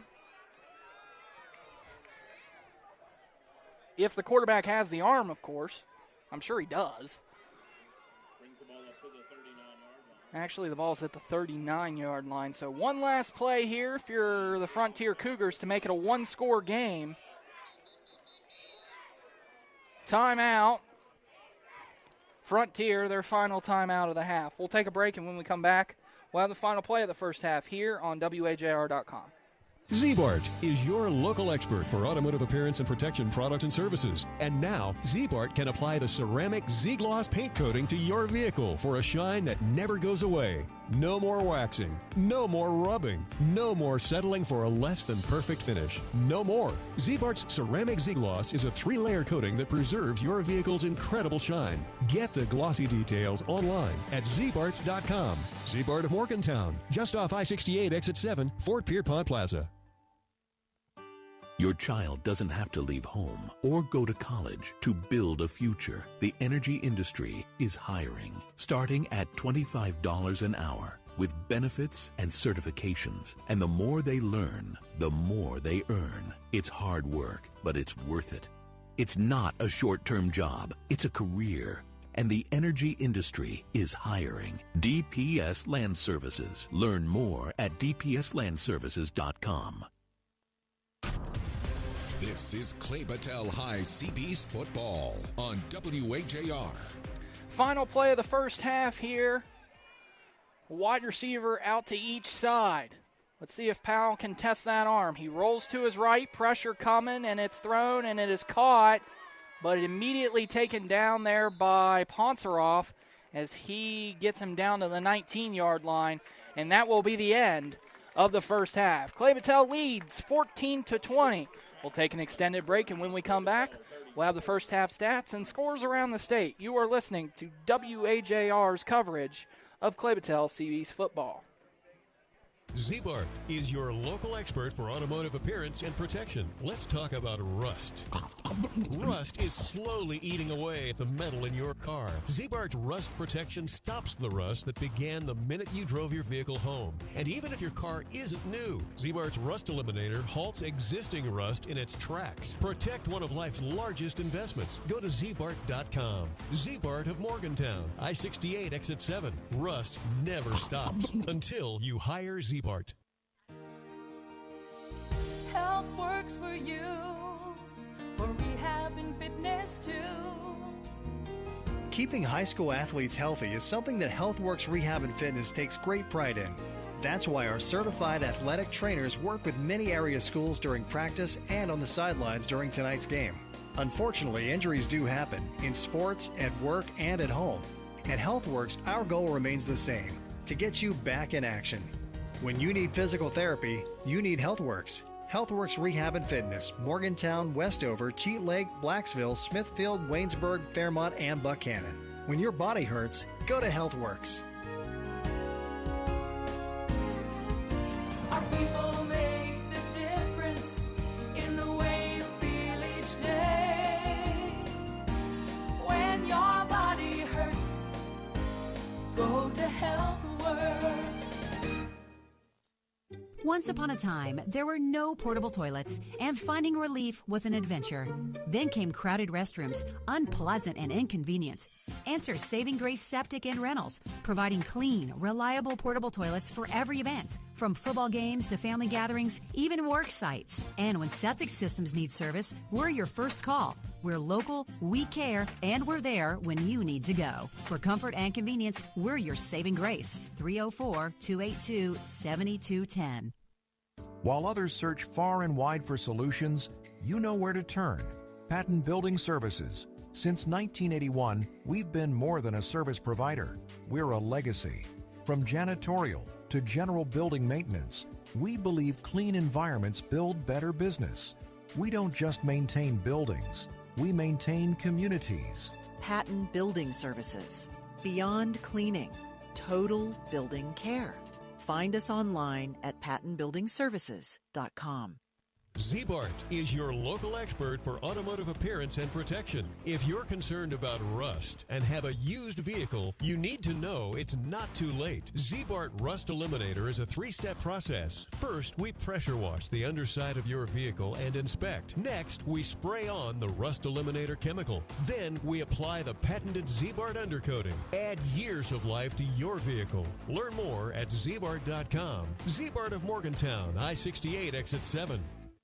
Leaky faucet? Clogged drain? Water heater not keeping up? Josh Heinerman here with Advanced HVAC and Plumbing, where we do more than just HVAC. We are your local plumbing pros. From quick repairs to complete replacements, our licensed plumbers can handle it all. Faucets, toilets, water heaters, sump pumps, and more. We do it fast, clean, and right the first time. From drips to disasters, we've got you covered. Advanced HVAC and Plumbing. College isn't for everyone, and that's okay. There's another way to build a life right here. The energy industry offers real pay, $25 an hour to start. They'll get full training, certifications, and a path to grow. It's not a short-term job. It's a career. The dream doesn't live in a dorm. It lives in hard work. And the energy industry is hiring. DPS Land Services. Learn more at dpslandservices.com. This is the WHAR Halftime Show, presented by the Mon Health System. Feel the difference. Welcome to the Halftime Show here on WHAR.com, where the Clay Battelle Seabees lead by a score of 34-20. That score really doesn't reflect how this game has gone. It's been a long first half, but it feels like it was one dominated by the Seabees.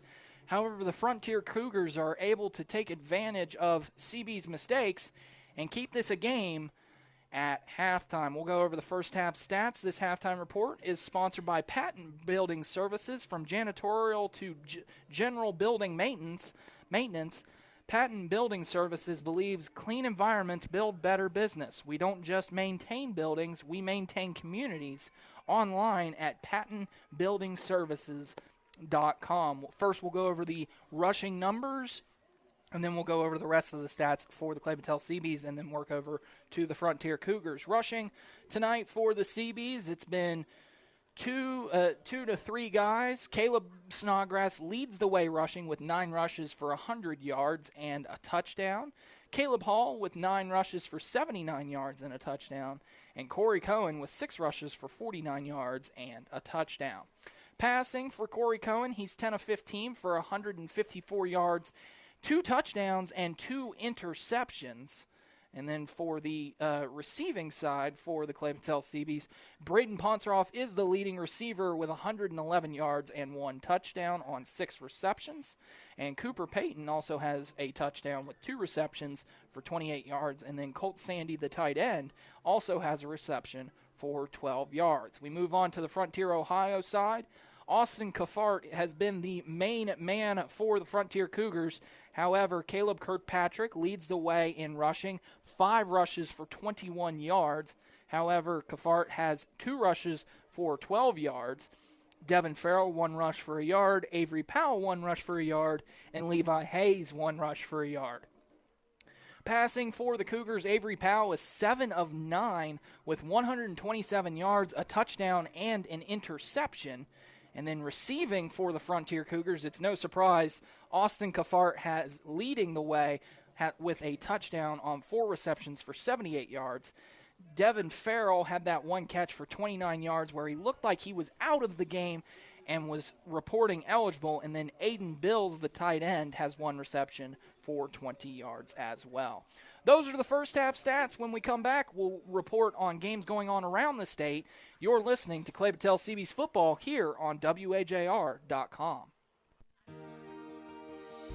Health works for you, for rehab and fitness too.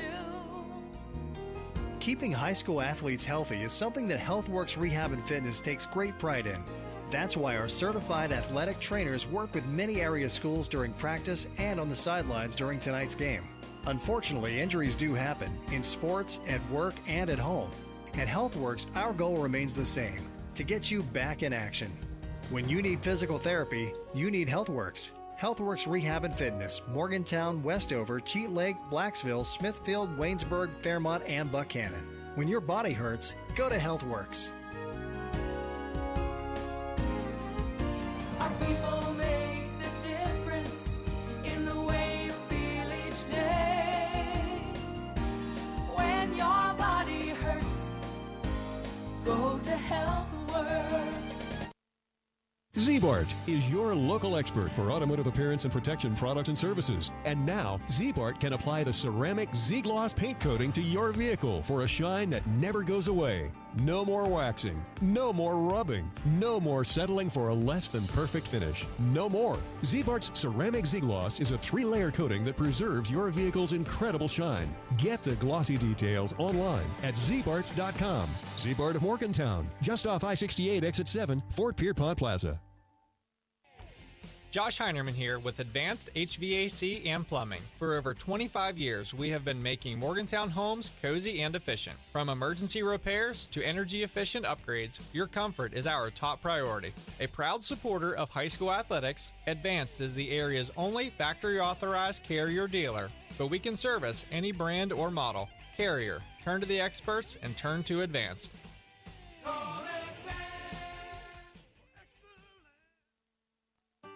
Your child doesn't have to leave home or go to college to build a future. The energy industry is hiring, starting at $25 an hour with benefits and certifications. And the more they learn, the more they earn. It's hard work, but it's worth it. It's not a short-term job. It's a career. And the energy industry is hiring. DPS Land Services. Learn more at dpslandservices.com. In a world where memories fade, preserving them shouldn't. I'm Rob Lang, 5th generation owner of Lang Monument. My family has been helping Morgantown families honor their loved ones for over 150 years. Choose from granite, marble, or bronze with expert engraving and installation. A Lang member will guide you every step of the way. Celebrate a legacy that stands the test of time. Lang Monument on Don Knotts Boulevard across from the Wharf District and online at langmonument.com. Gas stations are paying $11 an hour. That's not a career, it's a paycheck. But in the energy industry, your son or daughter could start at $25 an hour with full training and benefits. No college debt, real work, real skills, real money. This is about opportunity. The American dream is still alive, and it's waiting right here at home. DPS Land Services. Learn more at dpslandservices.com. I'm 30 now. Right out of high school, I skipped college and took a job in the energy industry. Started at $25 an hour. They trained me, certified me, and I worked hard. Now, I own a home, 5 acres, and a new truck. And I never had to leave West Virginia. No debt, no regrets. My buddies took on loans. I took on a career. Parents, talk to your kids. This industry changed my life, and it's hiring right now. DPS Land Services. Learn more at dpslandservices.com. Once upon a time, there were no portable toilets, and finding relief was an adventure. Then came crowded restrooms, unpleasant and inconvenient. Enter Saving Grace Septic and Rentals, providing clean, reliable portable toilets for every event, from football games to family gatherings, even work sites. And when septic systems need service, we're your first call. We're local, we care, and we're there when you need to go. For comfort and convenience, we're your saving grace. 304-282-7210. Leaky faucet, clogged drain, water heater not keeping up? Josh Heinerman here with Advanced HVAC and Plumbing, where we do more than just HVAC. We are your local plumbing pros. From quick repairs to complete replacements, our licensed plumbers can handle it all. Faucets, toilets, water heaters, sump pumps, and more. We do it fast, clean, and right the first time. From drips to disasters, we've got you covered. Advanced HVAC and Plumbing.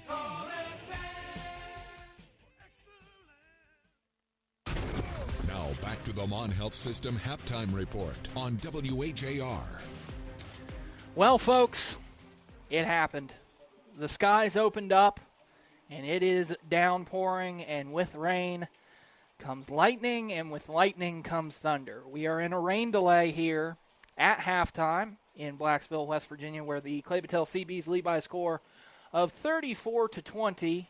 over the Frontier Cougars. They have asked the fans to go back to their vehicles and wait this rain out. We have a short little cell moving through right now. Hopefully it moves through quickly and we can get this game started before, I'd say, around 9:30, because we have another cell which is a lot stronger and a lot bigger coming through at around midnight. So we need to be able to probably get this game in before midnight, or else we're going to have problems. All right, so there's 26 minutes on the clock here before the clock can be reset and we can resume play. So we're probably going to have a little bit of a extended halftime break. And while we're at it, we'll go over some scores here on the halftime show. The halftime scores update is sponsored by Saving Grace Septic and Rentals, providing clean, reliable, portable toilets for every event. And when septic systems need service, we're your first call. We're local, we care, and we're there when you need to go. Call them at 304-282-7210. The clock is at 25 and a half minutes as we get going on this rain delay, but we'll go over some scores. In Quad A, Philip Barber, a double-A side, leads Buchanan Upshur 21-10 in the second quarter. AAA Capital leads Cabell Midland 14-7 at halftime. George Washington up on Hurricane 21-7 in the second quarter. Huntington is up 22-7 on Martinsburg in the second quarter. Morgantown is up on Jefferson 24-7 in the third quarter. By the way, that Huntington-Martinsburg game is also in a lightning delay. Musselman taking on at London Valley, Virginia. They're tied at 21 in the third quarter.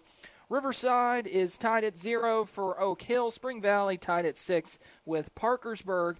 Wheeling Park and Spring Mills tied at 21 third quarter. Parkersburg South trailing University 9-7 in the third quarter. Washington up on Hedgesville 24-7 in the third quarter.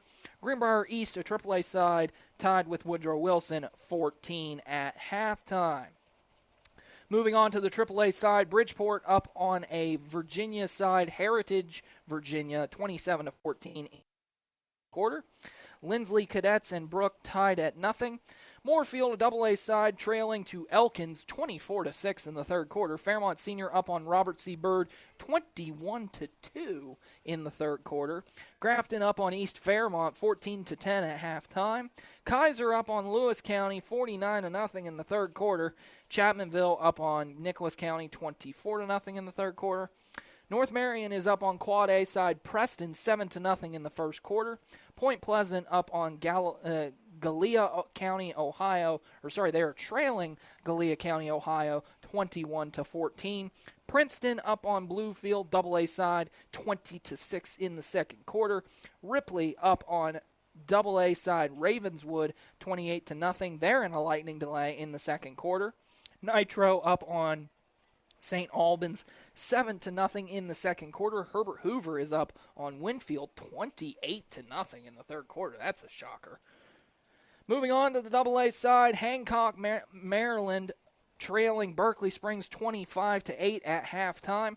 Gilmer County, single A side, trailing Braxton County 28-0 at halftime. Clay County up on Buffalo 27-6. Doddridge County up on single A side, Ritchie County 48-0 in the second quarter. Frankfort up on AAA side, Hampshire 45-7 in the fourth quarter. Independence up on Martins Ferry, Ohio 28-6 in the third quarter. Pikeview, a AAA side, up on Liberty Raleigh 28-18 in the third quarter. Logan is up on Riverview 13-0 at halftime. Midland Trail up on Polka 28-0 in the second quarter.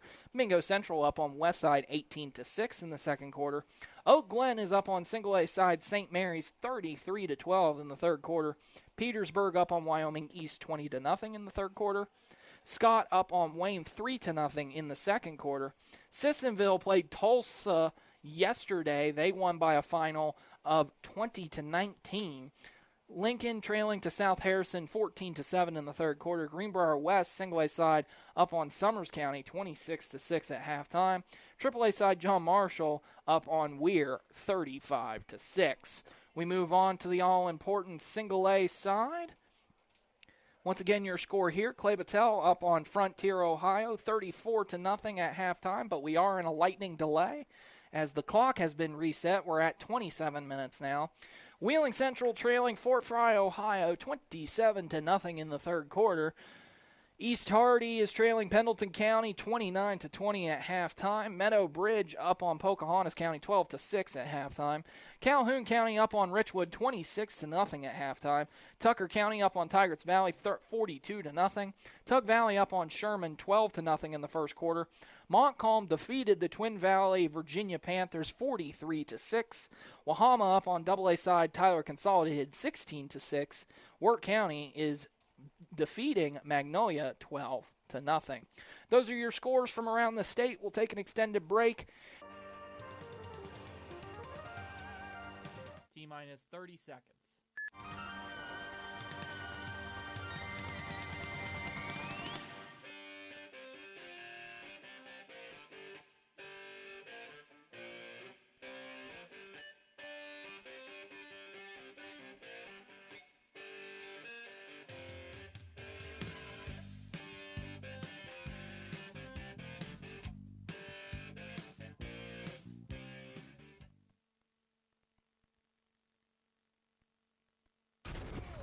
Back to the Mon Health System halftime report on WAJR.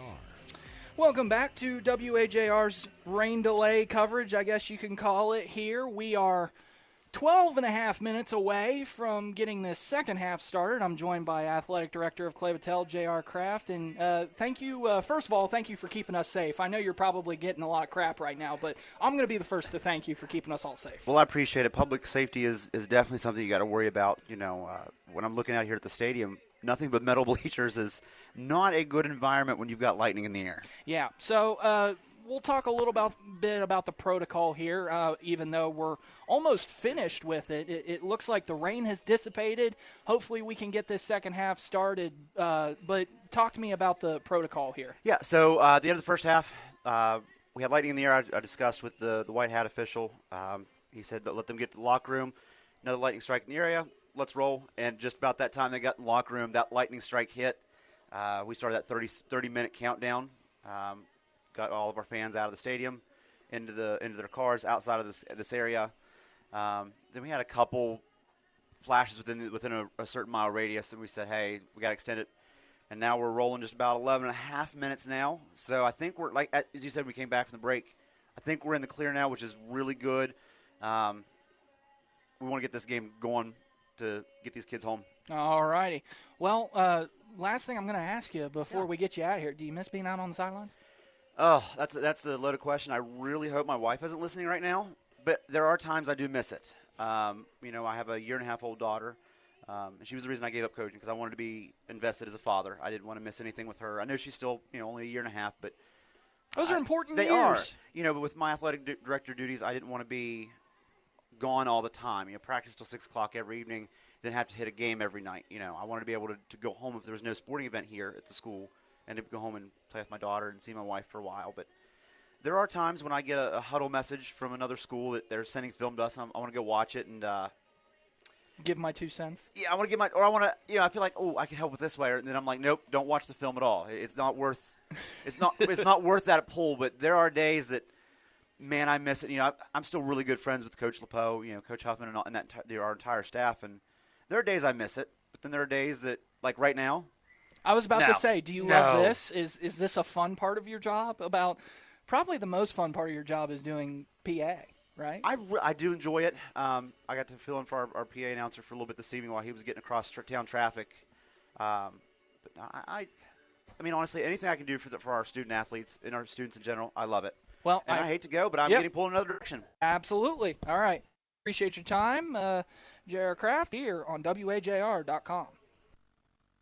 Z-Bart is your local expert for automotive appearance and protection products and services. And now, Z-Bart can apply the ceramic Z-Gloss paint coating to your vehicle for a shine that never goes away.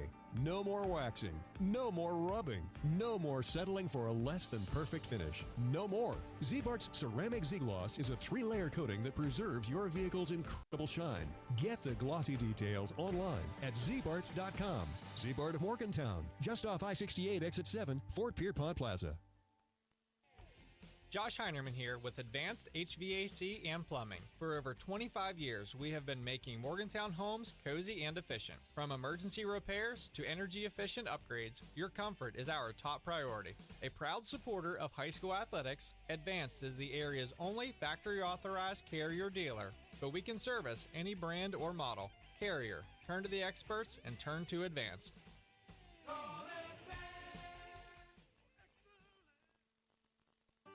Your child doesn't have to leave home or go to college to build a future. The energy industry is hiring, starting at $25 an hour with benefits and certifications. And the more they learn, the more they earn. It's hard work, but it's worth it.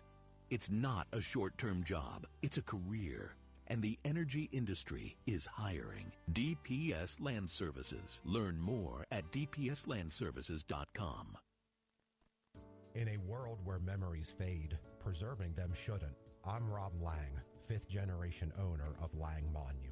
My family has been helping Morgantown families honor their loved ones for over 150 years. Choose from granite, marble, or bronze with expert engraving and installation. A Lang member will guide you every step of the way. Celebrate a legacy that stands the test of time. Lang Monument on Don Knotts Boulevard across from the Wharf District and online at langmonument.com.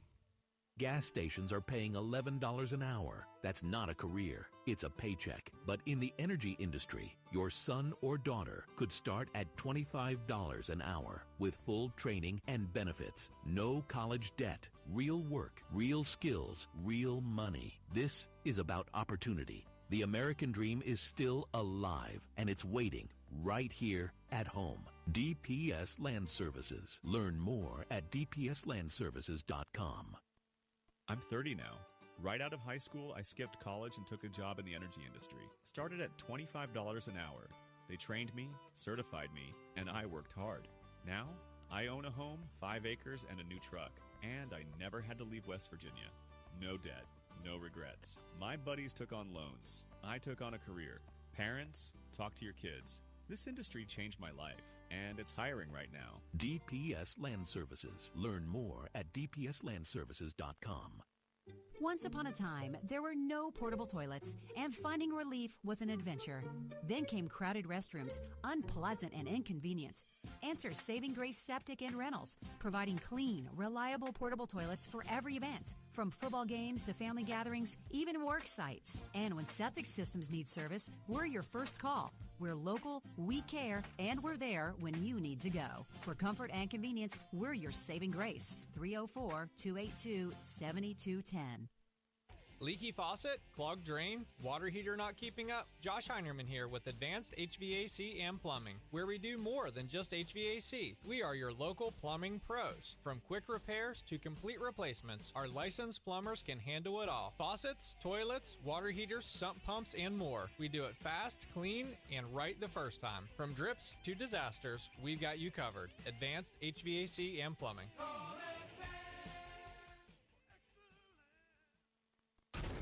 Now back to the Mon Health System halftime report on WHAR. 5 minutes and 20 seconds. That time report on WHAR. Welcome back. And folks, we're going to play football. All right. Thank you for those of you listening live for being patient through that rain delay.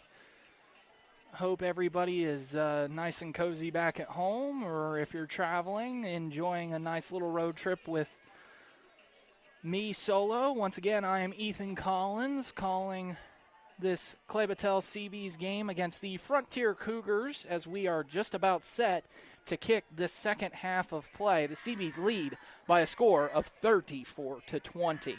Once again, I want to thank J.R. Kraft, the athletic director of the Clay Battelle Seabees, for coming in and doing a little bit of an interview with us through that rain delay.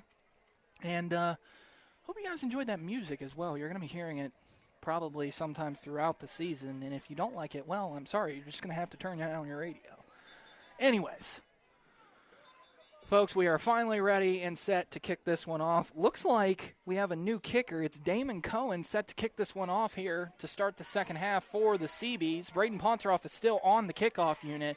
However, Damon Cohen is set to kick this one off. We are set and ready to go for the second half of play. And we are underway. A sky booming kick here for the Seabees as it goes straight into the hands of the returner, and he goes down at about his own 45-yard line.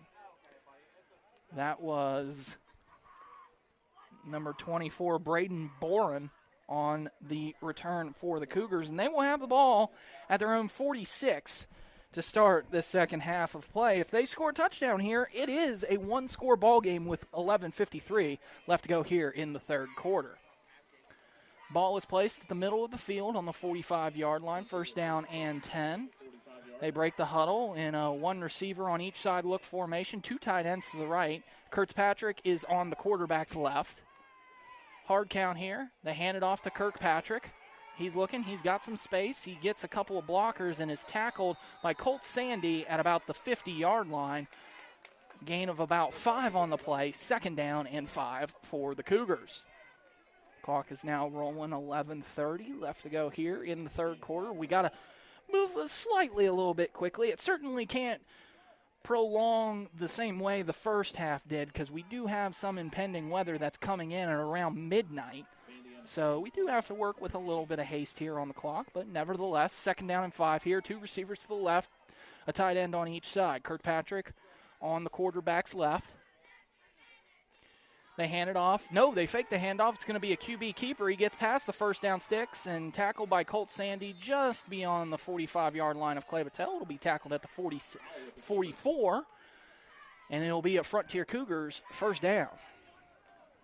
We'll see how much the rain delay helped either of these teams, and we'll see also how much conditioning and that long rest plagued both teams. We'll see probably a lot of cramps here. The skies have cooled off a little bit, the temperature, but it is extremely humid out here as well. 10:30 left to go in the third quarter. Twins receivers to the left, two tight ends to the right. Kirkpatrick is on Powell's left. They motion one tight end from right to left. Going to be another QB keeper for Powell. Powell gets across the 45, the original line of scrimmage, down to about the 41-yard line. No, 42. It'll be a gain of 3 on the play. It'll be second down and 7. 10:05 left to go in the third quarter. Clay Battelle leads by a score of 34-20. But Frontier has the ball in opponent territory just across midfield at the 42-yard line. Frontier breaks the huddle here. Twins receivers to the right this time. Two tight ends to the left. Kirkpatrick on Powell's right. Powell going to roll to his right. He gets it over to his running back, Kirkpatrick. However, it is incomplete. Tried to reach out there with one hand, and he was not able to get it. And it'll be third down and 7 here for the Cougars.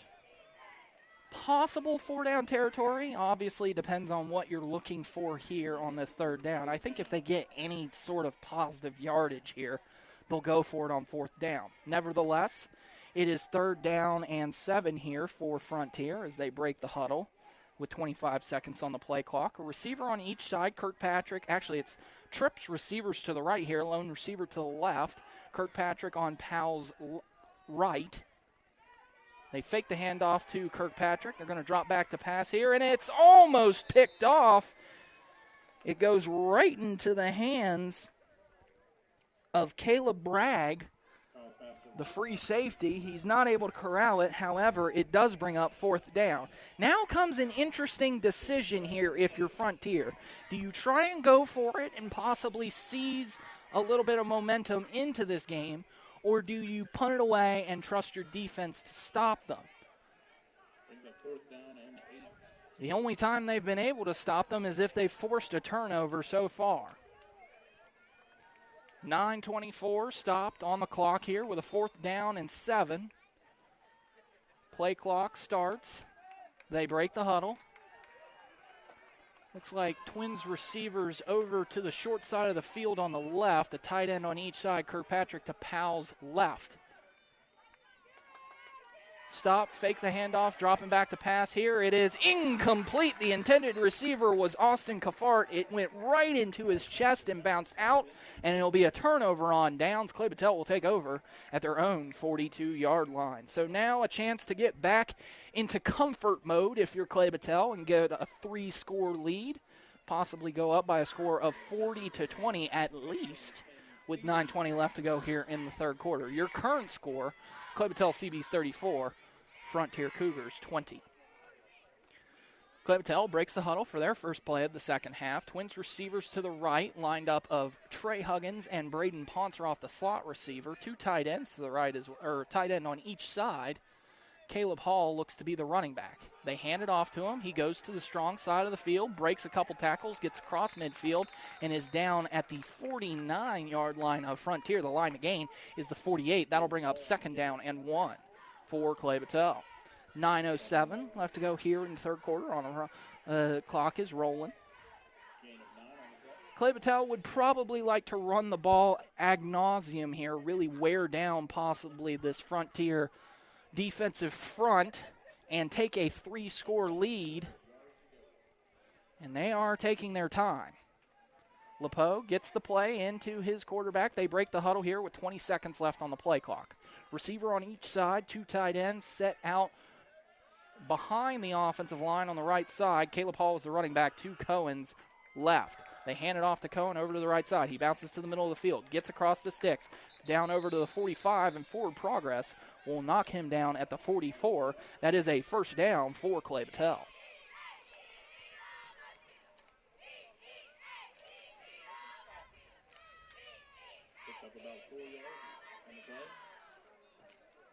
About 4 yards on the carry there. You see even the Clay Battelle coach is telling the clock operator, move that clock, baby, move that clock. We don't want this game to prolong any more than it absolutely has to.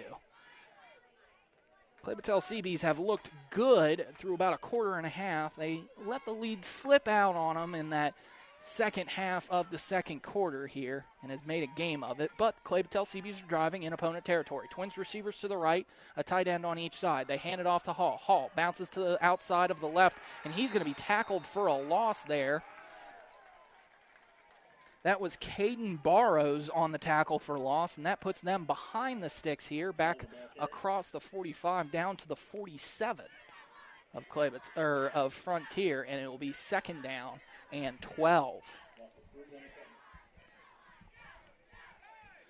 Clay Battelle gets the play call in from Coach Aaron LePeau. He's taking his time, though. Gets the call from the huddle. I think everybody already knew what the play call was, nevertheless. Twins receivers to the right here. Tight end on each side, Caleb Snodgrass, kind of behind the quarterback. He gets the ball, scoots across the 40-yard line and down to about the 40. Very 3rd down and manageable here as he gets across from the 47 down to the 39. A gain of 8 on the play. That brings up 3rd down and 5. 6:49 left to go here in this third quarter. Clay Battelle CBs facing a 3rd down and 5 in opponent territory, up 34-20.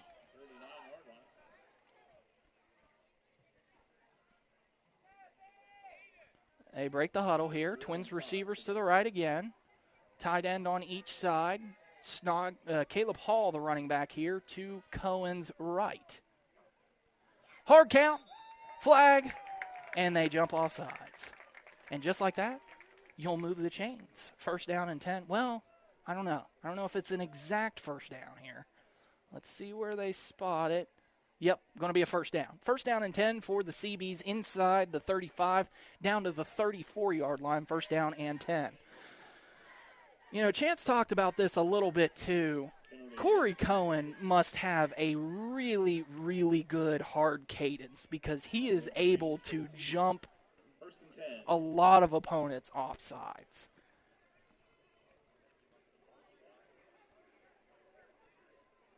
6:19 left to go here in the third quarter. Twins receivers to the right, a tight end on each side. Caleb Snodgrass, the running back. They fake the handoff, throw a quick screen over to Ponceroff. Ponceroff's got it across the 30 and stumbles forward down to about the 27-yard line. That'll be a decent gain of about 7, and that'll be second down and 3 for Clay Battelle. Clock is rolling here as we approach under 6 minutes left to go in this game.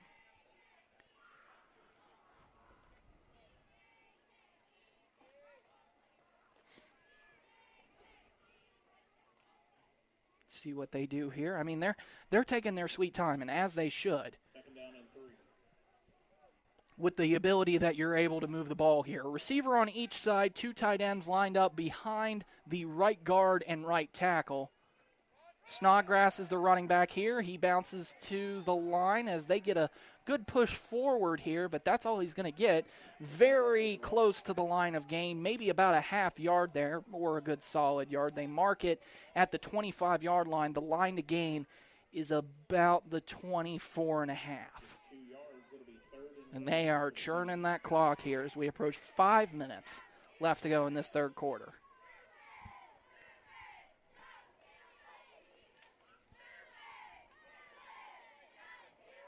Receiver on each side. Tight ends behind the offensive linemen of Cooper Statler and Gump. Caleb Hall, the running back, to Corey Cohen's left. They fake the handoff. Cohen going to take it himself. Tries to cut back towards the middle of the field. He's going to be very close to that first down marker. I do think he got it, though. No, they are signaling fourth down. If Cohen had bounced to the outside there, I think he may have gotten that first down. But they're going to mark him short. They move that clock. Approaching 4 minutes and 20 seconds left to go in the third quarter. It's fourth down and inches. Ball was placed just short of the first down. Good old tush push, maybe.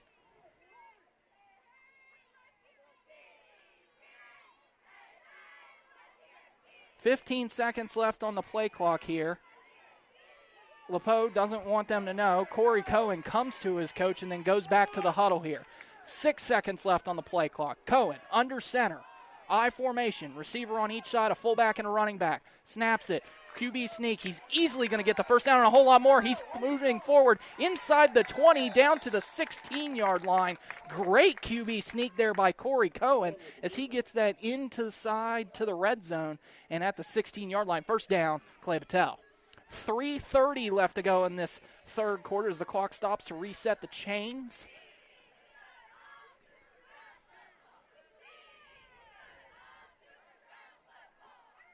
Coach is asking for the clock to move. There we go. We got the clock moving.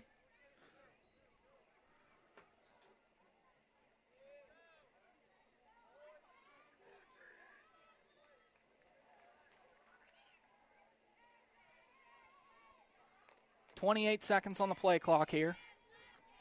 He's waiting on it. You can tell that they really want to get a drive here.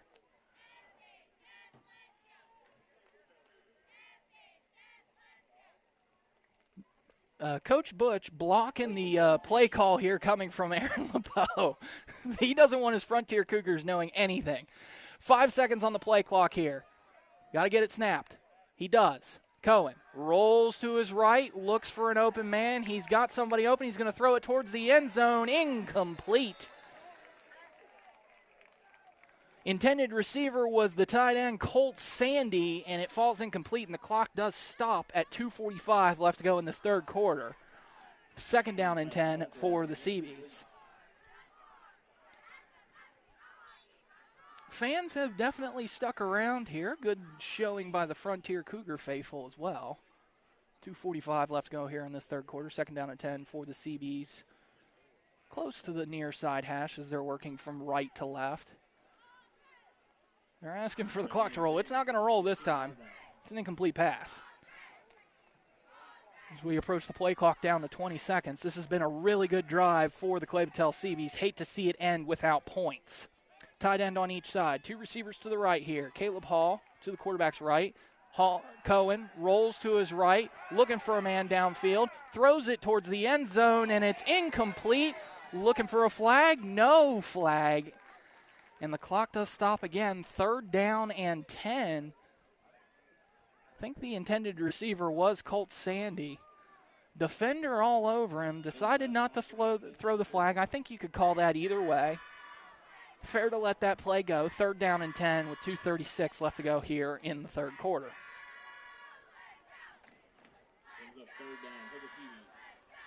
I think they wanted 2 shots to the end zone here. They feel very confident that they could take 2 plays here to maybe run the ball and get it down inside a goal-to-go situation. The line to gain is the 7. Twins receivers to the right, tight end on each side. Caleb Hall, the running back, to Corey Cohen's right. Snap, handoff to Hall. Hall pushes forward to the 10. He keeps going, and he's down short of the line to gain. The clock will roll, and a 4th down and very manageable here. And now a injured Frontier player is going to hold off play here. He does look to be in a considerable amount of pain. It's going to be 4th down and 2. If you run that QB sneak again and you get it to the effectiveness that you did the last time, you're certainly going to be able to do that. Now, here's the interesting rule here. With it being a running play and the player down injured, does the clock completely stop or does the clock roll once the referee signals to roll the play clock? Because you could take this down to under 2 minutes here with 25 seconds on the play clock and 2:19 left to go in the 3rd quarter. Injured player gets up. Looks like it is Kafard again.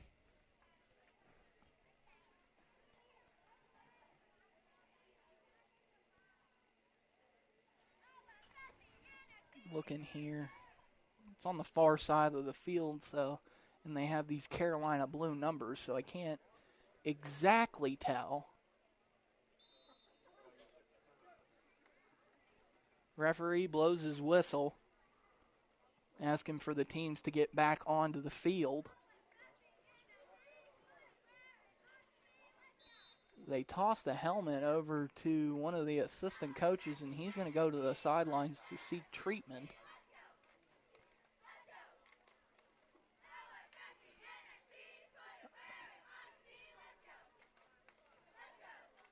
It is Kafart. Interesting. So we'll see how that plays. 4th down and about 1.5 here for the CBs. They line up in shotgun formation. Receiver on each side, 2 tight ends set behind the offensive line. Cohen tries to get forward. I do think he got the 1st down. He's going to be at about the 5. That's where they whistled the play. Clock will stop. However, he does get enough for the 1st down. It'll be 1st down and goal at the 5-yard line.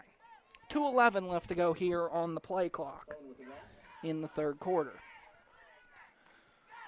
34-20. Clay Patel leads.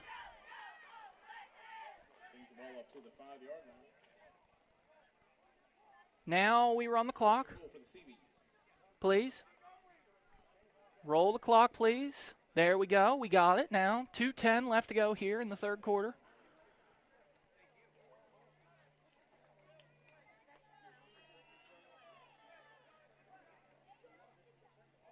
All right. They break the huddle here. Receiver on each side. 2 tight ends to the right. Snodgrass is the running back. Cohen drops back to throw. He's going to throw a one-on-one ball to the intended receiver, Ponceroff. Jersey draped all over him. They're not going to call the flag here. It'll be 2nd down and goal. 1:44 left to go on the play clock. They have decided to play aggressive, we'll call it, against this pass game.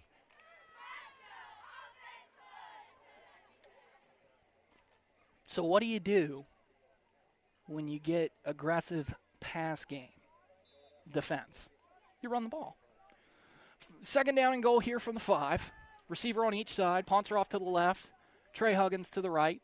Snodgrass is the running back on Cohen's right. 2 tight ends behind the guard. It's a QB keeper here. Corey Cohen gets into the end zone. Touchdown, Clay Patel. There is a flag on the play. With a 5-yard touchdown run. With a flag on the play.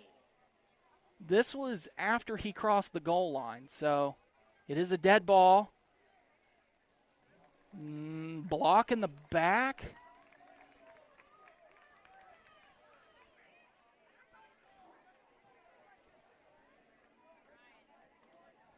I'm not sure how you can call a dead ball a block in the back. It doesn't exist. You are correct. So now the touchdown, I don't think that touchdown counts.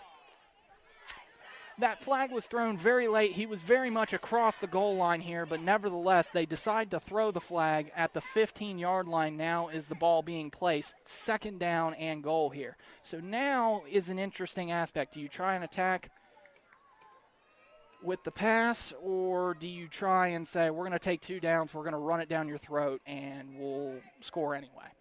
Snodgrass is to Cohen's right, 2 receivers to the right.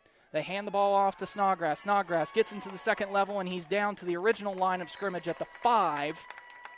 Actually, they're going to mark him down at the 4, and that is 3rd down and goal.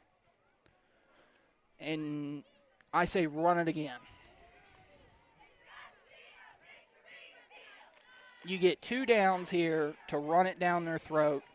I say if you can't score on that, you don't deserve to win, to get 4 yards. You've ran the ball well here, too.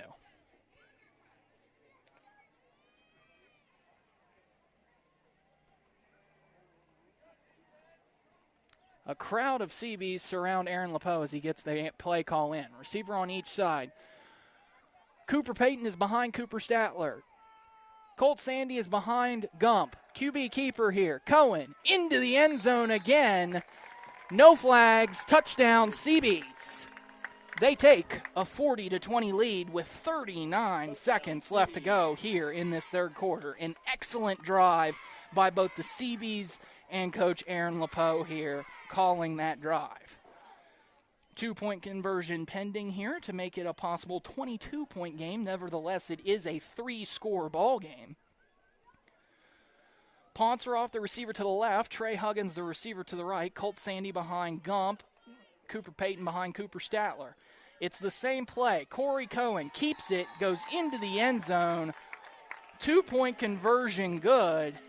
And the CBs are establishing their dominance on the line. It is 42-20. We'll take a quick break, and when we come back, we'll have the rest of the 3rd quarter and the rest of this game here on WAJR.com. Z-Bart is your local expert for automotive appearance and protection. If you're concerned about rust and have a used vehicle, you need to know it's not too late. Z-Bart Rust Eliminator is a 3-step process. First, we pressure wash the underside of your vehicle and inspect. Next, we spray on the Rust Eliminator chemical. Then, we apply the patented Z-Bart undercoating. Add years of life to your vehicle. Learn more at zbart.com. Z-Bart of Morgantown, I-68 exit 7. This is Clay Battelle High CB's football on WAJR. A statement drive by the CBs to take a 42-20 lead with 39 seconds left to go in this 3rd quarter. Each team possessed the ball once. However, I'm sure in terms of time of possession, it was probably 2 minutes Frontier, the rest Clay Battelle. Damon Cohen set to kick the ball off here for the CBs on the left hash of the 40-yard line. Skies it, and it's bouncing at the 28-yard line. It'll be returned and smacked by Cooper Payton.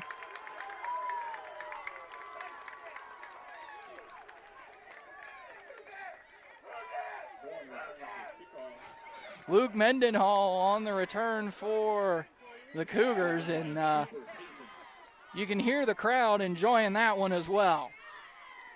Got Josh Wilson, Huggy Bear Huggins, and J.J. Dawson, along with Colt Sandy on the defensive line. Linebackers of Cooper Statler, Tyson Price, and Cooper Payton. Corners, or secondary of Tyler Sleeth, Ponceroff, and Huggins. They drop back to pass. A little swing pass here to Kirkpatrick. Kirkpatrick dancing, is able to get away from some tacklers. However, he is dropped for a loss. This is the danger of that swing pass here. You don't really get a lot of forward momentum coming back to the original line of scrimmage. It ends up being a loss of 2 on the play. Ball is now back at the 33-yard line of Frontier on the far hash. They're working from our left to right. Line to gain is the 45 of Frontier. And that, folks, is how you do a third quarter. Easy money, a lot of time taken off the clock, and we're still 10 minutes from 10 o'clock. All right, we'll come back and have the fourth quarter here on WAJR.com. Z-Bart is your local expert for automotive appearance and protection products and services. And now, Z-Bart can apply the ceramic Z-Gloss paint coating to your vehicle for a shine that never goes away. No more waxing, no more rubbing, no more settling for a less than perfect finish. No more. Z-Bart's ceramic Z-Gloss is a 3-layer coating that preserves your vehicle's incredible shine. Get the glossy details online at zbart.com. Z-Bart of Morgantown, just off I-68 exit 7, Fort Pierpont Plaza.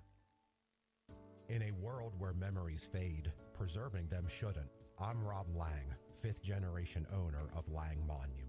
My family has been helping Morgantown families honor their loved ones for over 150 years. Choose from granite, marble, or bronze with expert engraving and installation. A Lang member will guide you every step of the way. Celebrate a legacy that stands the test of time. Lang Monument on Don Knotts Boulevard across from the Wharf District and online at langmonument.com. This is Clay Battelle High CB's football on WAJR. Beginning of the fourth quarter here, Clay Battelle leads by a score of 42-20 over the Frontier Cougars. They have the ball, 2nd down and 12 here. They motion, and they hand it off to Kirkpatrick. He bounces to the short side of the field, and Trey Huggins makes the tackle. Down to just beyond the original line of scrimmage. Oh, wow, they're going to give him a lot, actually. He gained of about 4 on the play, as it'll bring up 3rd down and 8 here. I'm not sure if the clock stops. I think it maybe does when you go out of bounds in the fourth quarter. Nevertheless, here the clock is stopped, 42-20. 11:54 left to go in the game. Twins receivers to the right here, a tight end on each side. Kirkpatrick is on Powell's right. Snap, roll out to his right. Powell looking for an intended receiver. He's got him. That is Devin Farrell. The catch made at midfield, and it will be a 1st down for the Cougars.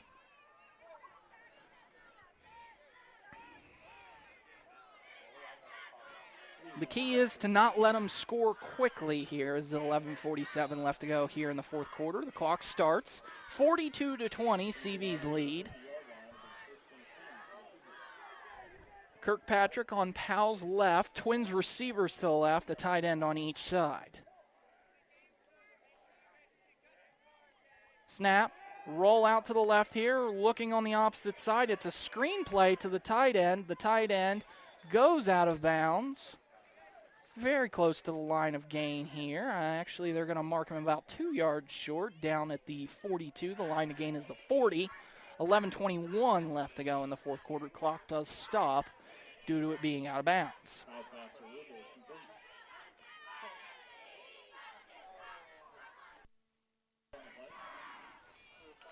Second down and 2 here. Line up under center, a single back formation with a whole bunch of tight ends to the left. Toss play to Kirkpatrick to the left.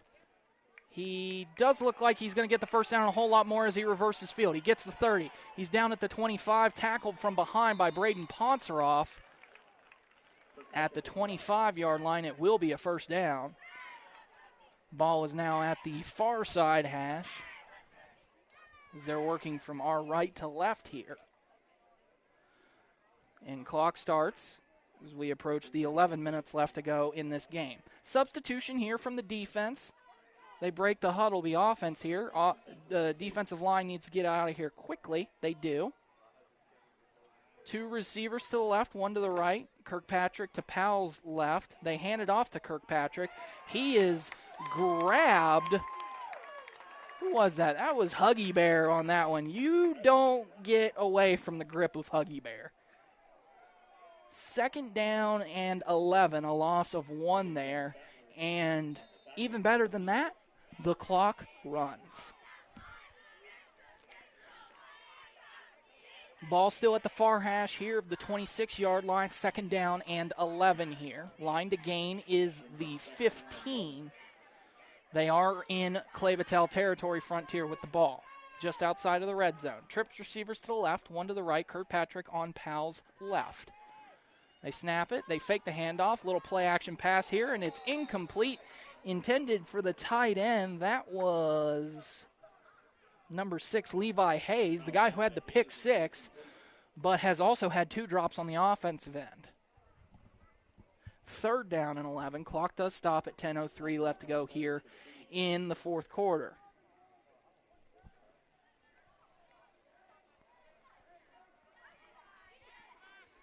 (42-20), Clay Battelle leads. They are on defense in a 3rd down 11 situation here. I formation for the Cougars. 2 receivers to the left, tight end on the right. They hand it off to Kirkpatrick. Kirkpatrick gets down to the 20, and that's where he will be brought down. 4th down, obvious go-for-it territory. Clock does run here as he did not get out of bounds, and we're approaching 9 minutes and 45 seconds left to go in this game. Ball is being placed at the far side hash of the 20-yard line. It's 4th down and 5.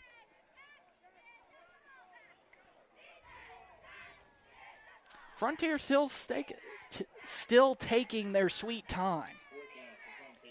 Twins tight ends to the right, Twins receivers to the left. Kirkpatrick on Powell's left. He motions out wide. It's an empty backfield. And now a timeout being called by Frontier. We'll take it with them. We'll return with the 4th down conversion and the rest of the game here on WAJR.com.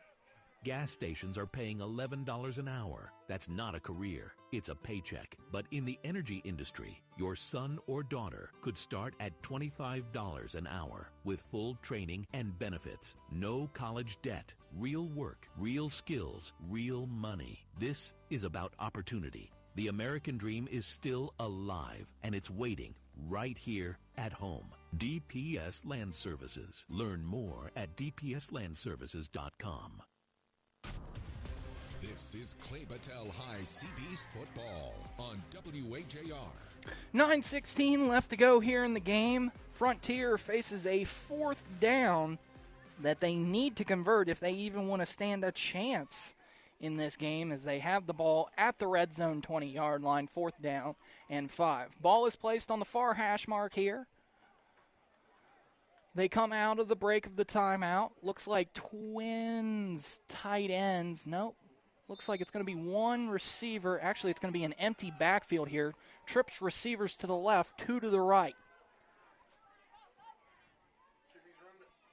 QB drops back to pass Powell. He's being pressured on the blind side, and it's short, incomplete. The intended receiver was Devin Farrell, and the Clay Battelle Seabees will take over like a touchback. 1st down and 10 from their own 20-yard line. Good defensive stand there by the Seabees. And now you're in run it down their throat territory, and if you score, fine. If you don't, the most important thing is you run off as much clock as possible. 1st down and 10 on the far hash, which would be the left side of the Seabees line. Twins receivers to the right here, shotgun formation. Snodgrass behind and to the right of Corey Cohen. They hand it off to Snodgrass. Snodgrass gets across the 25, over across to the 27, and down at the 28. Clock will roll, and you get a 2nd down and very manageable. It's actually 2nd down and 2 for the Seabees. 8:50 left to go here in this game. We had a rain delay earlier that prolonged halftime. However, the second half has moved quite quicker. Although I think I've seen glaciers move quicker than the first half.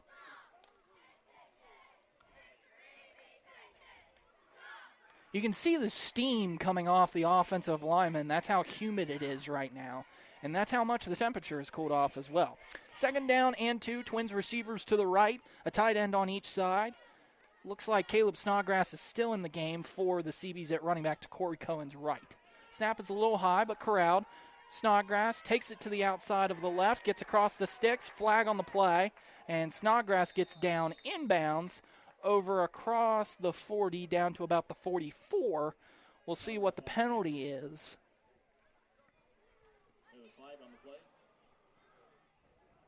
Might be another block in the back here. You see Cooper Payton stretching out his back leg a little bit. Holding on the offense. So it'll be from the spot of the foul here. See where they mark the spot of the foul.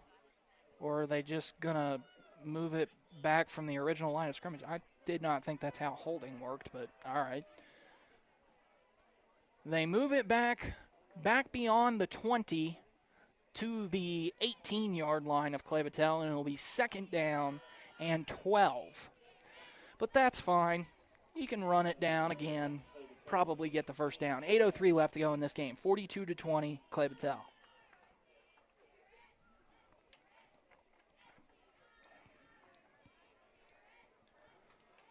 Twins receivers to the right here, a tight end on each side. Snodgrass is behind Corey Cohen. They hand it off to him. He bounces to the outside on the far side of the field. He's trying to move forward. However, he gets tackled by a group of Frontier Cougars. And it'll be 3rd down and 10 for the Seabees. Now comes the ultimate question. What's more important, moving the sticks or moving the clock? You've ran the ball pretty well here, so you make the substitution for a fresh running back. And you do a delayed Don Nealon halfback draw. That's exactly what you do if you're Clay Battelle. The old Don Nealon special.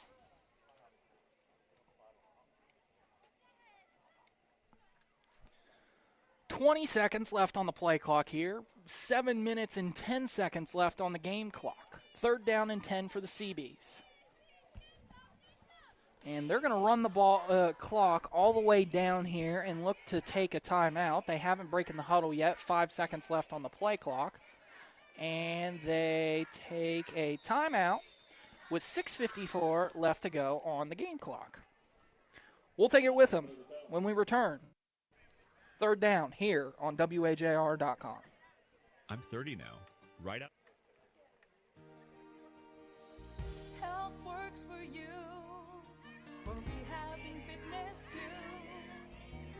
Keeping high school athletes healthy is something that HealthWorks Rehab and Fitness takes great pride in.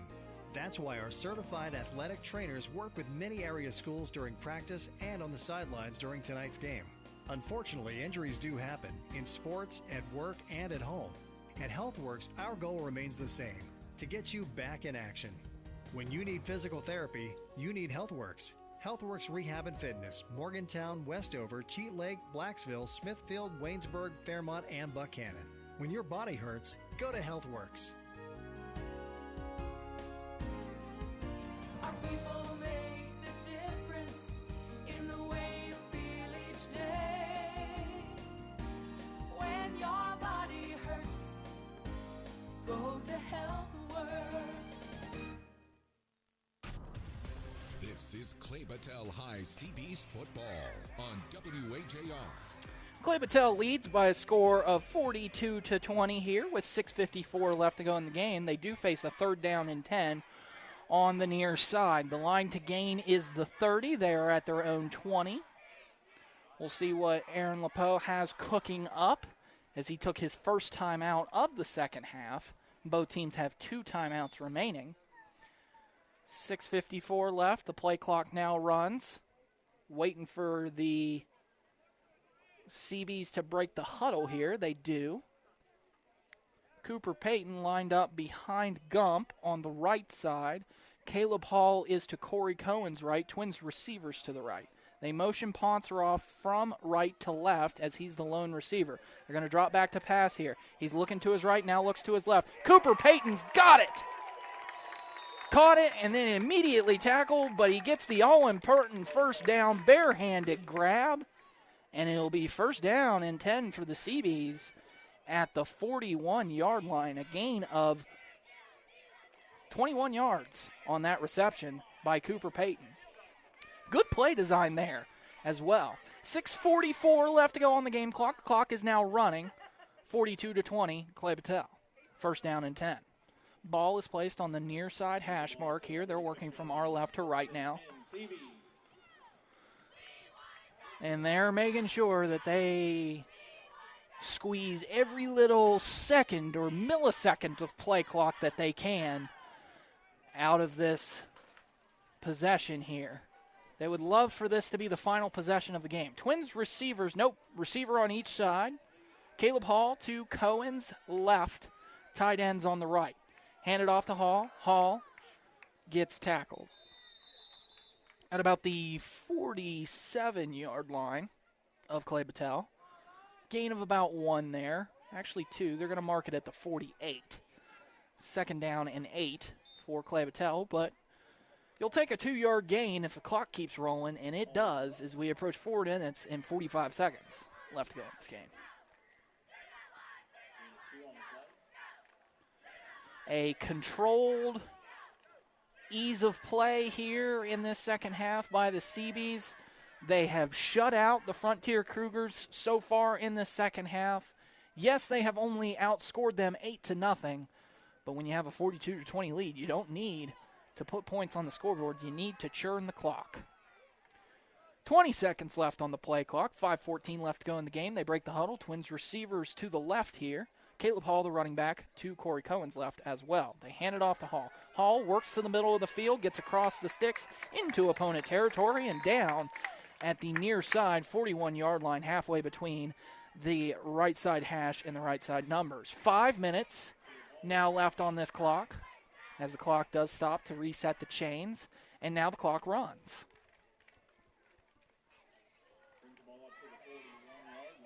30 seconds on the play clock here. We'll use every little bit that we can.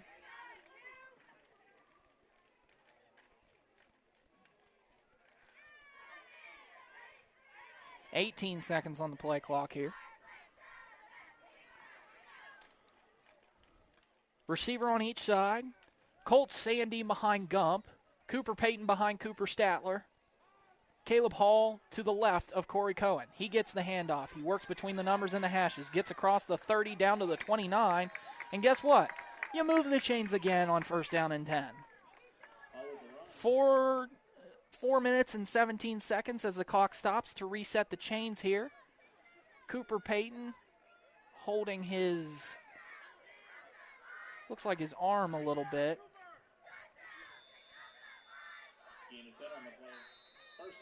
We'll call a timeout for an official's timeout. We'll take it with them. When we come back, we'll resume the drive for the Seabees as they look to run out this clock as they lead 42-20 here on WAJR.com.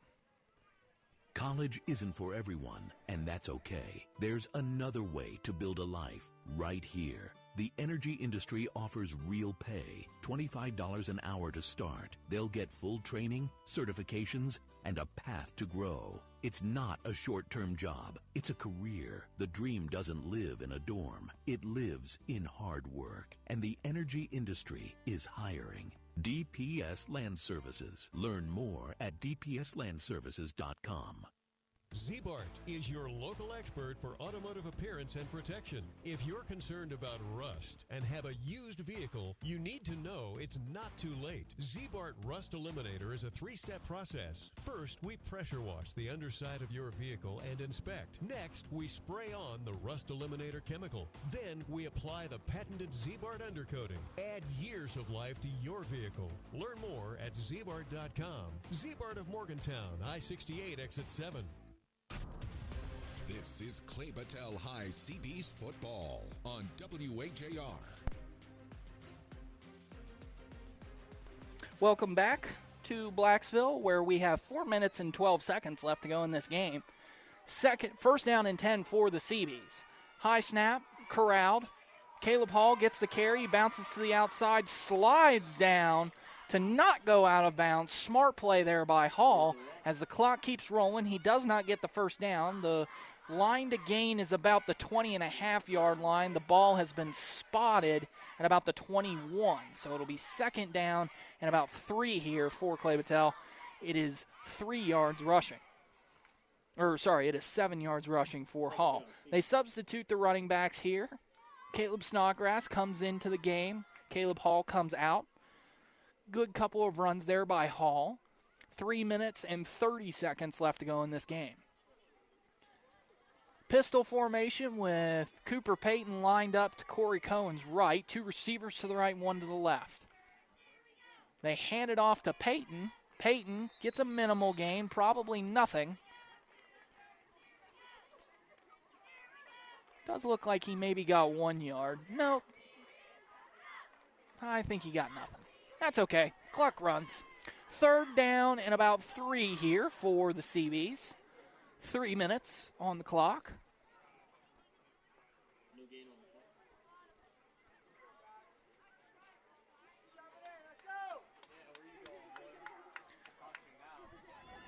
30 minutes on the play clock. They break the huddle. Same formation. 2 receivers to the right, 1 to the left. Pistol with Cooper Payton lined up on Corey Cohen's right.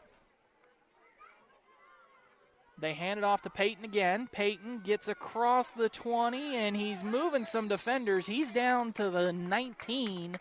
It's going to be very close to the line to gain.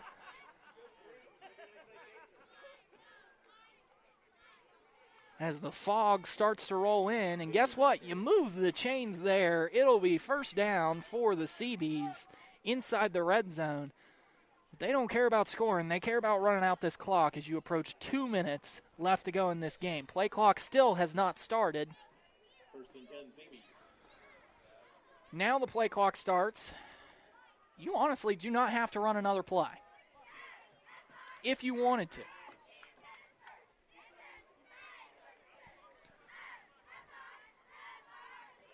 So let's see what they do here.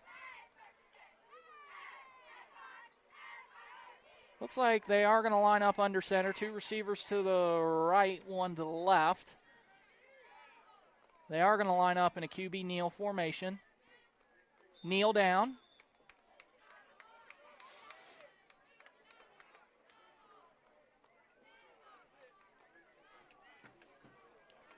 And they snap the ball with 10 seconds left to go on the play clock here, so they are going to have... They won't have enough time to necessarily run out the clock on this drive. However, you could throw the ball on 4th down, waste 10 seconds. And Tonight's game starts to wrap up. The Clay Battelle Athletic Department would like to thank you for doing your part to keep our facility clean. 50 seconds left to go in this game as the seats begin to empty out here. 45 seconds. They break the huddle. 5 seconds, 3 seconds, 2 seconds, snap, kneel, down. And you will not have to snap it again. And that is it. The Clay Battelle Seabees move their record to even 1-1 as they defeat the Frontier Cougars 42-20. When we come back, we'll wrap it up here on WAJR.com. Once upon a time, there were no portable toilets, and finding relief was an adventure. Then came crowded restrooms, unpleasant and inconvenient. Enter Saving Grace Septic and Rentals, providing clean, reliable portable toilets for every event, from football games to family gatherings, even work sites. And when septic systems need service, we're your first call. We're local, we care, and we're there when you need to go. For comfort and convenience, we're your saving grace. 304-282-7210. This is the WAJR post-game show. You is our best policy. Welcome back to Blacksville as we wrap up this second game of action for the Clay Battelle Seabees as they defeat the Frontier Cougars by a score of 42-20. Post-game wrap-up sponsored by Z-Bart of Morgantown, here to restore your vehicle's original showroom beauty and shine from the inside out. Fort Pierpont Center in Morgantown, or search Z-Bart of Morgantown online. Player of the game presented by Vision Homes. Vision Homes has been building custom homes for area families for over 30 years. Visit AskVisionHomes.com and see how easy it is to build a place you're proud to call home. I'm going to give the player of the game here to Corey Cohen. He managed the game extremely well, got a couple of rushing touchdowns, showed that he's has the ability to be a weapon in the run game as well as the pass game. And despite a couple of turnovers or interceptions, one not being his fault at all, you come away with an easy victory, 42-20 here as it goes final. Want to thank everybody for listening. I want to thank Chance for providing a pregame special here with me on Tuesday before he went on vacation. Also want to thank Coach Aaron Lepeau for his efforts to come and be a part of the pregame show as well. We will reconvene next Friday, shocker, at home, 7 o'clock against Valley Wetzel. It is homecoming week, so be sure to be here bright and early, and we will have the pregame show for you on Thursday night posted online. I am Ethan Collins saying good night from Blacksville, West Virginia. Once again, your score, Clay Battelle 42, Frontier 20.